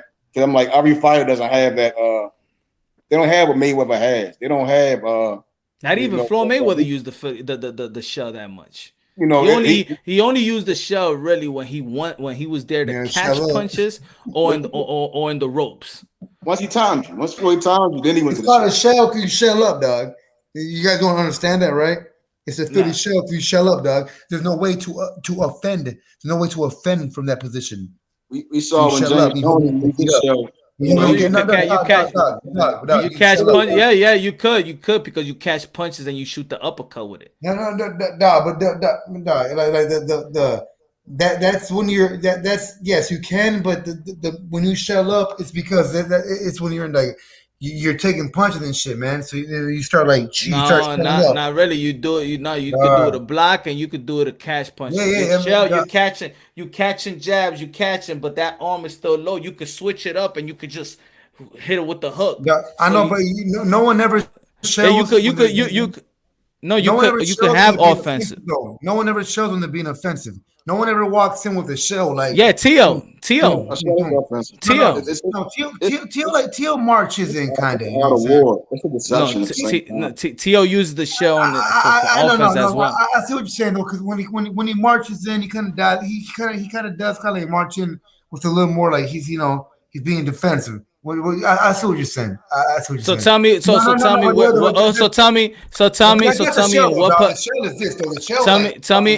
tell me in what position Floyd Mayweather was at when he was landing straight hands to Oscar De La Hoya. Excuse me, say it one more time. He was in the shell position when he was landing a lot of straight hands to Oscar De La Hoya. Yes, for too many people's eyes, maybe half the fight. You know what I mean? Yeah, definitely. But Floyd Mayweather show a lot of defense. He shows the high guard defense. He showed a lot of particular reflex as well. But to another half of the people, they felt that shell shit didn't work. Then he lost it. And even Floyd's dad felt he lost it. Even Floyd's dad felt his little shell shit didn't work. I love how Chocolatito uses his elbows to block shots. That's dog. Hey, check this out, Punch. Check this out, dog. I seen you hitting the motherfucking bag. And you got some power and shit, dog. I was like, man, why don't Punch try to do this shit with his power? Because I feel like you can only do shit when you got power. When a motherfucker try to throw a punch at you and shit or something, like try punching at his punch. Nah, that sounds crazy. But I'm just saying though, imagine that though, motherfucker like, and imagine if you train for it, like, you can kind of see, like, I guarantee you, dog, there'd be exercises like catch it. You like, you could like, so your brain would be quickly seeing like, oh, bah, you'd be able to hit that motherfucking arm like when it's coming at you, dog. Hey, panel. Can I say something real quick? Yes, sir. Real quick. One of the things that I seen on one particular channel that I watched, that he's not a channel that actually does lives or anything like that. He just does analysis. He does brief videos on just boxing, and he breaks it down, right? And he broke one down on Manny Pacquiao, bro, on the parry, right? And how he parries and hits with the same shot, right? So let's say you like, he's southpaw, right? And you orthodox, and you throw your little jab to come in, and he taps the glove out of his way and then jabs you right back, right over that hand. You see what I'm talking about? And then on at the same time, he sometimes feints and then watches to see when you're starting to bite, and he waits till you make a little hand gesture, right? And then when you do that, he comes in, and then you actually throw a jab, and he's already expecting it, so he comes under and boom, catches you on the way in. And he showed it over and over and over and over. This is a skill that you have to master. You have to be trained to automatically know and trust yourself that it's gonna get in. You know what I mean? And some of these guys have it, some of them don't. But that's a great technique right there, man. When you can parry something like that. Just saying. You know who was good? I was gonna ask y'all. You know who was really good at disguising their punches? You never knew where they was coming from. It's the old school name. You gonna remember it? Kawasaki. So Kawasaki was weak. Cook, Shelton, cook about Kawasaki. No, Kawasaki was great at keeping his hands low. So you never really knew where the punches were coming from. He kept his hands so low, and he just moved his upper body. He looked like he was just. About him, Shelton? I never seen Kawasaki. Oh shit! You all talked about a UK fighter. Here comes Rapstar. He woke up. He woke up. Back from the dead. And I've come back from the dead. Listen to this. When you speak about Kawasaki, people seem to forget not just his work rate, Shelton, his gas tank. He had fucking amazing. Yeah, he did. The guy could fight from the first fucking round. And do you know what it reminded me of? Sometimes in the 12th, 11th round, he'll come with a flurry. And Sugar Ray Leonard used to do that. Sugar Ray Leonard, all of a sudden at 10th, 11th round, he'll come with 15, 20 punch combination. And I've never seen many other people who've been able to do that apart from Kawasaki and another fighter who used to do that, Manny Pacquiao in his prime. Manny Pacquiao could come at you with 10, 12 punch combinations. Not many fighters have got that kind of a Kawasaki kind of a work rate. Yeah, it's That's why he crazy. was so hard to beat. Yeah, yeah, he was man. He was a beast, man. Honestly, though, honestly, you guys, Calzaghe might be like when it comes to awards and shit, he might get the most underrated boxer in history award. Man, no bullshit. Like, well, I'm saying he'll be up there. I'm pretty sure there's a lot of good ones, but man, he'll be up there, man, for goddamn sure. I think, man, and he had an undefeated Yeah, record. Shit, they underrate him because he stayed in the UK so long. right. But still, you know, That's why they underrate him.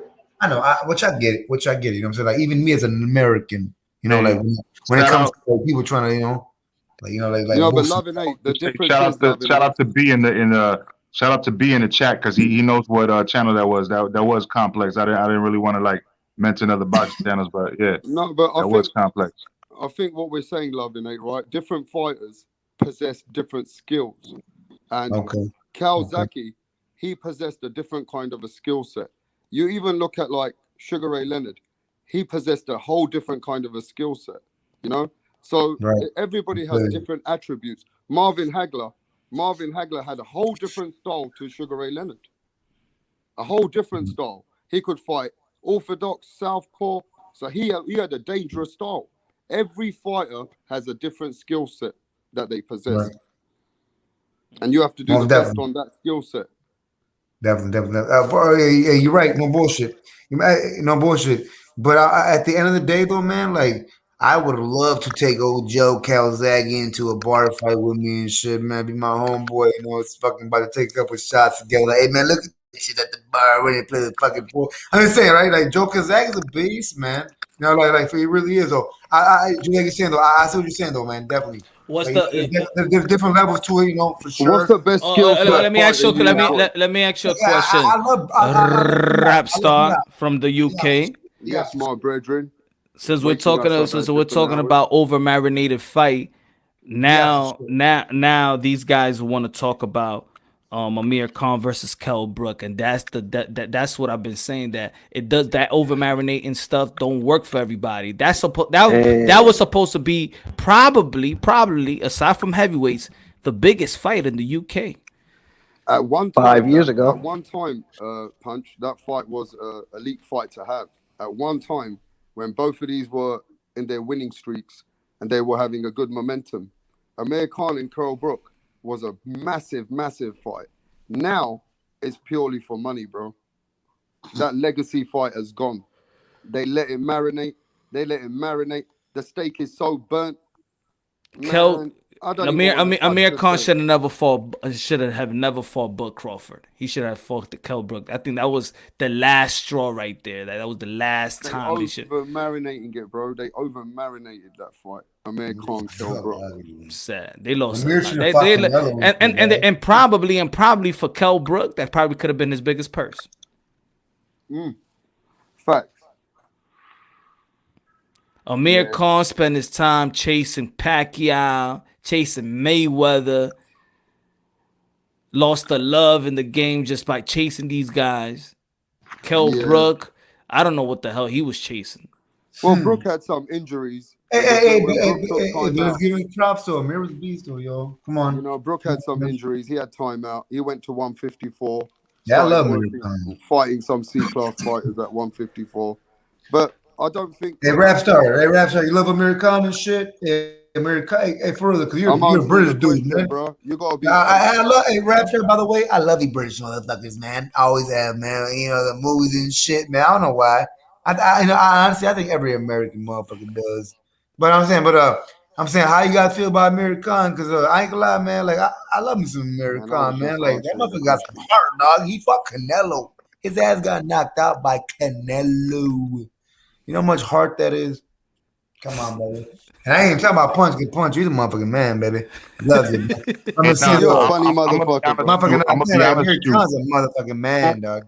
I'm not gonna lie. A lot of people said that certain Mayweather ducked certain people like Margarito, Paul Williams, and Amir Khan. And look, before Paul Williams got in the car crash, bro, I think he was ducking him. Margarito, okay, whatever. You know what I'm saying? We all see what happened with that. But then when it came to Amir Khan, man, it was just about fast hands, bro. And both of them knew that they didn't have no power. So that I think that he really kind of did. He didn't want to get in in a points competition with Amir Khan. I feel like that was a little more of a threat to Mayweather because it was not about power. It was about just hand speed. You know what I mean? And Amir Khan used to beat a lot of people just on points until he got caught. You know what I'm saying? That was a threat to him. You know what I mean? So I could see that one for real. Hey, dog, on some real shit. Hey, on some real shit, man. That's a very good point. Hey, I don't think nobody could for real beat Amir Khan on points, man. Like check it. Like that's a very he could. His defense wasn't tight. So no, I'm talking about so fast and. Hold on. He got hit by Prescott. He got hit by Danny Garcia. Yeah, but by punches is what I'm saying. I think Floyd Mayweather would have adjusted. Points though, the points. No, the thing is what Floyd uses his power when he uses power. It's very limited, but then when he uses it, he could back somebody up. No, his power is his speed. Again. And that you see what I'm saying? Like his power was always his speed. It was catching you while timing you because he had such ring intelligence, ring IQ to the point where he would just keep watching what you're doing. Mayweather, I could tell you right now, I was thinking about this earlier today for no damn reason. Because I'm always thinking boxing, and I fucking thought about it. Mayweather was one of those few guys that watches you along everything that you're doing, bro. Everything that you're doing, he does not throw a reckless blow in it like for no reason. He's watching every single thing that you're doing, and if you look at it, a lot of these guys that have a lot of power, like when they just throw a blow out of nowhere without looking, you either get a headbutt or you just get clipped on the way in. You know what I'm saying? You just come in like not looking, and boom, the other person was already throwing. Boom, you're knocked out now. You know what I'm saying? Mayweather watched everything that was going on. And you know who said that too? Andre Berto. He said, every time I threw a punch, I looked, and this guy was already watching me. You know what I'm saying? Like, no matter what I did, he was watching everything that I did, So I'm just saying, like, Amir Khan was very quick, but he was one of those reckless dudes that he would get comfortable and then, would come in, just throwing because he felt like he had the upper hand with his speed and not look. And then Floyd would probably catch him and knock him out with the speed. However, you can't guarantee that because they were both fast as fuck. You know what I'm saying? Let me ask you this then. Let me ask you this. Amir Khan's resume is pretty good resume. Amir Khan's beaten and fought the biggest names out there in boxing. Yeah. You look at Amir Khan's resume in welterweight. He's beaten some big names, bro. He's beaten Madonna in his prime. He beat Devin Alexander in his prime. He beat Luis Collazo. He beat Paulie Malignaggi. He beat all these guys. So Amir Khan's actually got a good resume if you look at it. Yes. Yeah, yes, he does. Who has just like Danny Garcia, and then also Broner got a good resume. Broner doesn't have a great resume, bro. Broner don't have a great resume. Oh, he fought Sean Porter. But he lost. Okay, but I'm just saying that he lost all those fights that you're gonna mention that he stepped up. He lost. Yeah, but how did he lose? Madonna, for me, but I say I'm not this today type of fan that when a fighter loses, I look at how they lose. Yeah, but Adrian Broner has his resume is something. How many losses Broner had? Four. Who he lose to? He lost to Manny Pacquiao. Won the whole 12 rounds. He lost to Mikey Garcia. He lost to Sean Porter and Marcos Maidana. God damn! Look at that, dog. Whoa. Man, that's why. Hey, he put his O. At least he puts his O on the line. He put his O on the line. And he's winning to be the underdog. Yeah, what I'm saying is with Amir Khan, some of those fights he stepped up in America, he won. Adrian Broner lost to those guys like Madonna and stuff. He still fought, man. No, I'm not saying that he didn't fight everyone. I mean, I don't care. He fought everyone. But what I'm saying is he constantly lost those fights. I don't think he lost all those fights. So for real, like if we really want to break them all down and shit. Well, he did, but whatever, man. He still took them on, though, man. You know right? boy. He still took them on, though, dog. A lot of motherfuckers won't even take them on, though, man. That's what, but that's why sometimes that's the stock don't drop. Look at Danny Silva Garcia. He lost to Thurman, lost to Porter, lost to Adrian Broner's a great self promoter. Lost. He could self promote, but he still fight these hard fights that other people won't do. That's what I'm saying. Dog. That's dope. Dog. To me, that's like honorable as fuck. Man. That's I don't expect everybody to be undefeated. I don't expect them to win. I don't expect them to win all those fights. But if he's taking it and he's not getting stopped, and he's not looking bad. Yeah, but then Sean Porter was supposed to knock him out. Can I ask you this then? If he can't lose another 2-3 fights, he becomes not just a gatekeeper now. He becomes from close to losing as like coming to a journeyman, bro. If you're losing 6-7 fights right in a row, what the fuck's gonna happen? Like Amir Khan. Amir Khan is a journeyman. Yeah, but Amir Khan's been chopping it up. He's winning, losing. Yeah, but who's the last top guy that he beat? Who's the last top guy that he beat? The last time he beat a top guy is probably Luis Carlos. I'm not sure. What year? I don't think Amir Khan's had a big win. Samuel Vargas. Yeah, Amir Khan's done. Samuel Vargas. He's a journeyman. He's the guy that they put him there to see. Okay, now this guy could be the real deal. That's Samuel Vargas. He's not a gatekeeper right now. No, ain't no gatekeeper. Always has been. So Samuel Vargas is a journeyman or a gatekeeper? A journeyman. Always has been a journeyman. He's a journeyman. Yeah, that's why I don't understand. Last time I checked, he's gatekeeper right now. Gatekeeper right now could be Danny Garcia right now. He's the gatekeeper right now. Yeah, he get raw as gatekeeper though. Hey, get Danny Garcia. Let me ask you something. Why did everybody? Samuel Vargas. Why did fans? Gatekeeper, bro. Why did fans? He's got 90% wins on his record, bro. The man's got 90% wins on his record.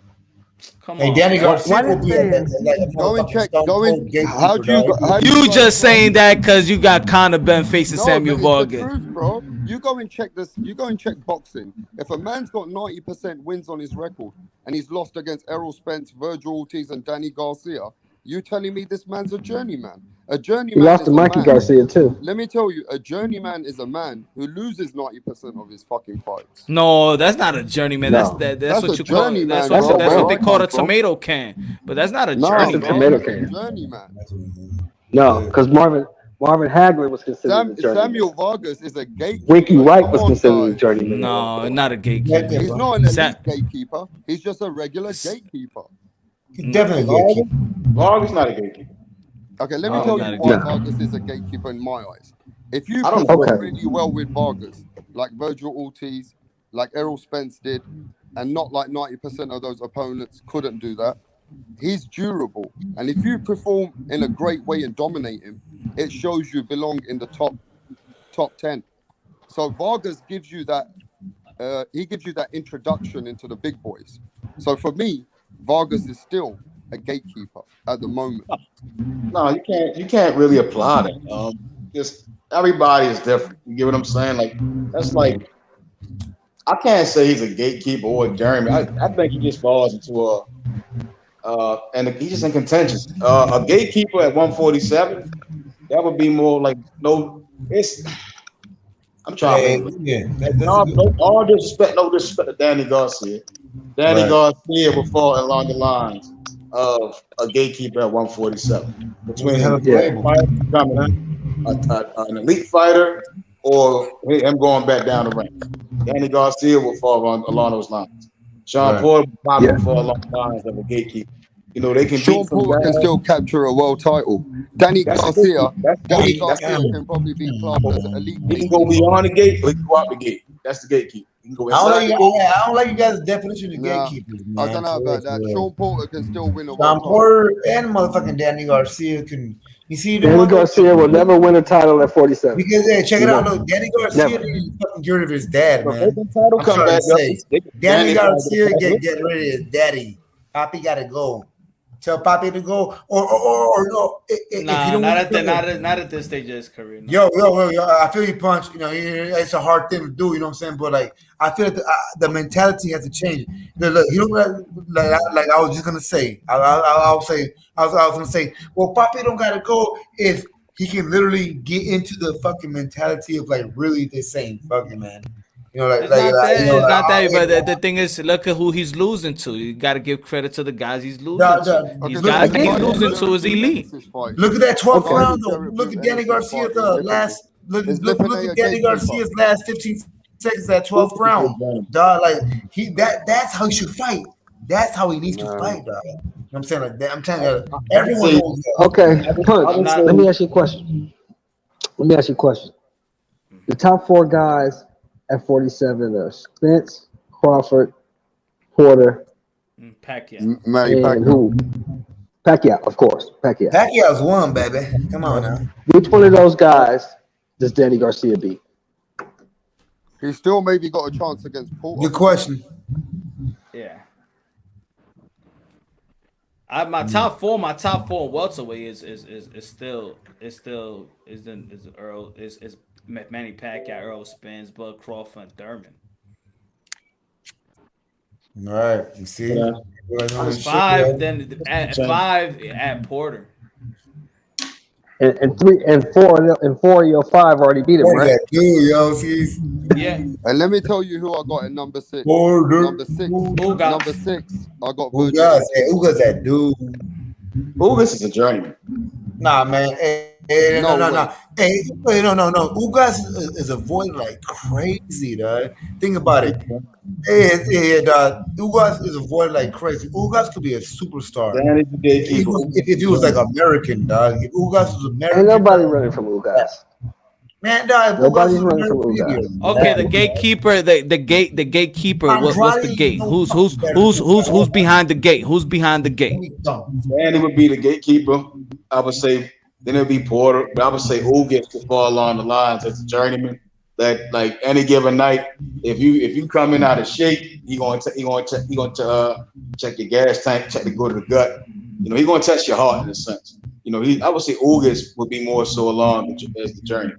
You know, I think so. When we look at the contenders, I think it's like several fighters that's like at that level, like Jamal James, Ugas, Porter, Danny Garcia. Those are the guys that if you beat them, then I would say a fighter enters that top class. You know, I wouldn't say a bar is a gatekeeper because I haven't heard like besides when guys beat them. You know, that's one time I hear it. I've never heard anyone say, "Oh, Vargas may go ahead and beat the shit out of somebody." You know, I've never heard that. You know, I've never heard it. That's like who was it? Adrian Granados and Formella. When I watched Sean Porter fight Granados, you know, he went to war with them guys. You know, but then Danny, he fought Granados. It's I think those guys are along the lines of gatekeepers and journey. Gatekeepers, one's an outdoor gatekeeper, one's an indoor gatekeeper. I disagree. I totally disagree with you guys. Totally. You know why I disagree? You guys are not respecting the sport of boxing. Let me tell you why. You're not respecting the sport where it is today. Sean Porter, Danny Garcia, these guys, even Ugas, they're still A-level fighters, bro. They're not fucking C-level fighters. The reason why they're A-level fighters, that's why we got people like Terence Crawford, which is A+. That's why we got Errol Spence, which is A+. So you have to give those guys a title just under those top boys. You can't just say, they're gatekeeper now because they lost. They still got a chance to beat some of those guys. Let me ask you a question. For me, this is how I name these guys: elite gatekeepers. If you want to say gatekeeper, then I'm saying elite. Yeah, say elite. Say elite. Say. Yeah. See, for me, the gatekeeper. For me, the gatekeeper. There was gatekeepers that they used to be like champions, and then it's almost like they come down and they become the gatekeeper. But Samuel Vargas, he's never won anything. I love it, Samuel Vargas. I was just thinking about that, Punch. He's an official gatekeeper, on point. bro. Punch is on point. No, Punch is on point, though. He said Samuel Vargas, and I was thinking about it right before it came out of his mouth. That's a gatekeeper right there. You know what I'm saying? Exactly. Straight Never up. won That's that. on Samuel point. Vargas is an official gatekeeper. Straight up. That's on point An though. Straight official up. gatekeeper. He said it when I was thinking it, bro. That's what's up, bro. Yeah. He ain't never even sniffed the title. Yeah. Like the names that you mentioned, they all beat Samuel Vargas. The Danny Garcia, the Sean Yeah, but Porters, Samuel Vargas is a they beat tough the fuck out of motherfucker, Samuel though. Vargas. Bro. No, he That's what the point tough. is. Yeah, he tough. He tough. That's a Hey, Punch, gatekeeper. Punch, can I ask you a Like real Gabe question, Punch? Rosado. Gabe Rosado Can I ask you got a beat real by ass people, but he's a motherfucking fucking question, tough Punch? dude. He's a gatekeeper. You know what I mean? Exactly.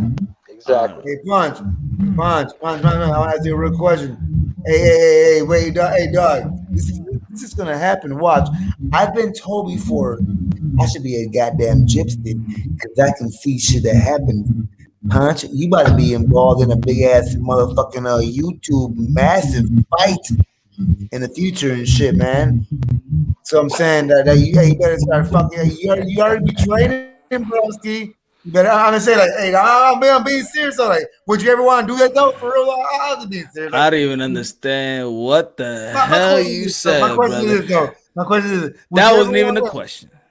Okay, I You know. said something about my gypsy, bad, yo. something, My bad, yo. something. Hey, would you ever want to be part of like a fucking big ass like little YouTube like all this shit is on YouTube going on right now, right? All these little boxing matches and all that shit, right? Like Would you- border wars and stuff like that. No, like not.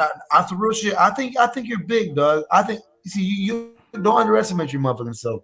I think like you see, like I'm talking about like Jay Paul type shit, like Jay Paul on the YouTube and Ben Oh Askren. no, I'm talking about like you being on the undercard. Come on, type man, of guys, shit. come on, stop, man. Yeah. No, for real, I'm being dead. I'm being dead serious. Nah, So, man. I'm Major saying, key promotions. would you ever like?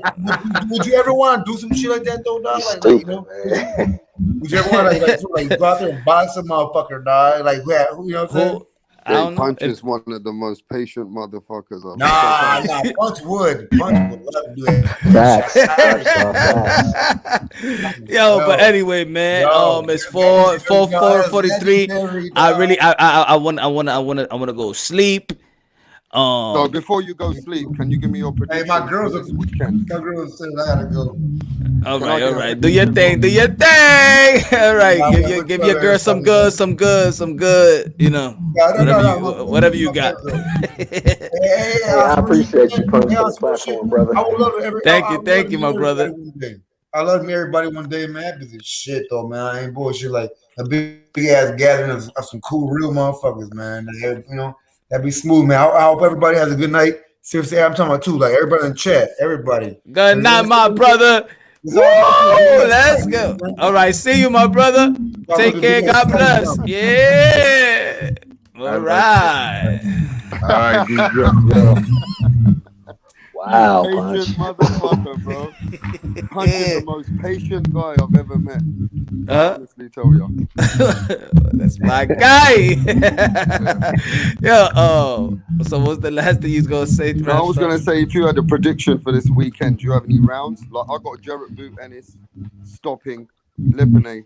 I got 8th round. I got Conor Ben stopping 8th round. Oh, stopping. Yeah. Stopping 8th round. It's gonna be tight. It's gonna be rough. Who else? I got Shannon. I got Shannon beating Bridges. It's gonna be a tough fight though with her. I got Boots Ennis stopping Sergey Lipinyak. I hope he makes a statement. You know why? Because the more he makes a statement, the better it is that we should just shift and for the people just shift and look at the young crowd of the young buck.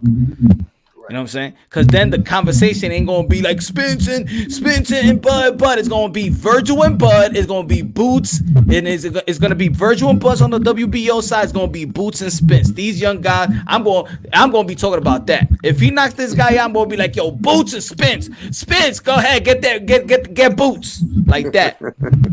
Yeah. Change that narrative, right? So you're gonna get hyped up if Jarrett Boot Ennis makes a statement. Oh yeah, it's about Boots and Spence, and then it's about Virgil and Crawford. And don't forget, Boots gave you an exclusive interview on Punch Drunk Boxing. Oh yeah, shout out to Boots. You know what I'm saying? Shout out to Boots. Ennis. Salute, people. Have a great night, y'all. Great night, Mr. Key. Everybody, have a great night. brother. Yeah, You too, brother. Punch. Thanks for having Rapstar. Thanks, y'all. God bless y'all. Everyone God subscribe. bless you, to brother. Black See you Star next time, Boxing. huh? I'm All out right. of here. Punch drunk. We out. Jones, Shelton. We out, bro. All right, we out of here. We out, everyone.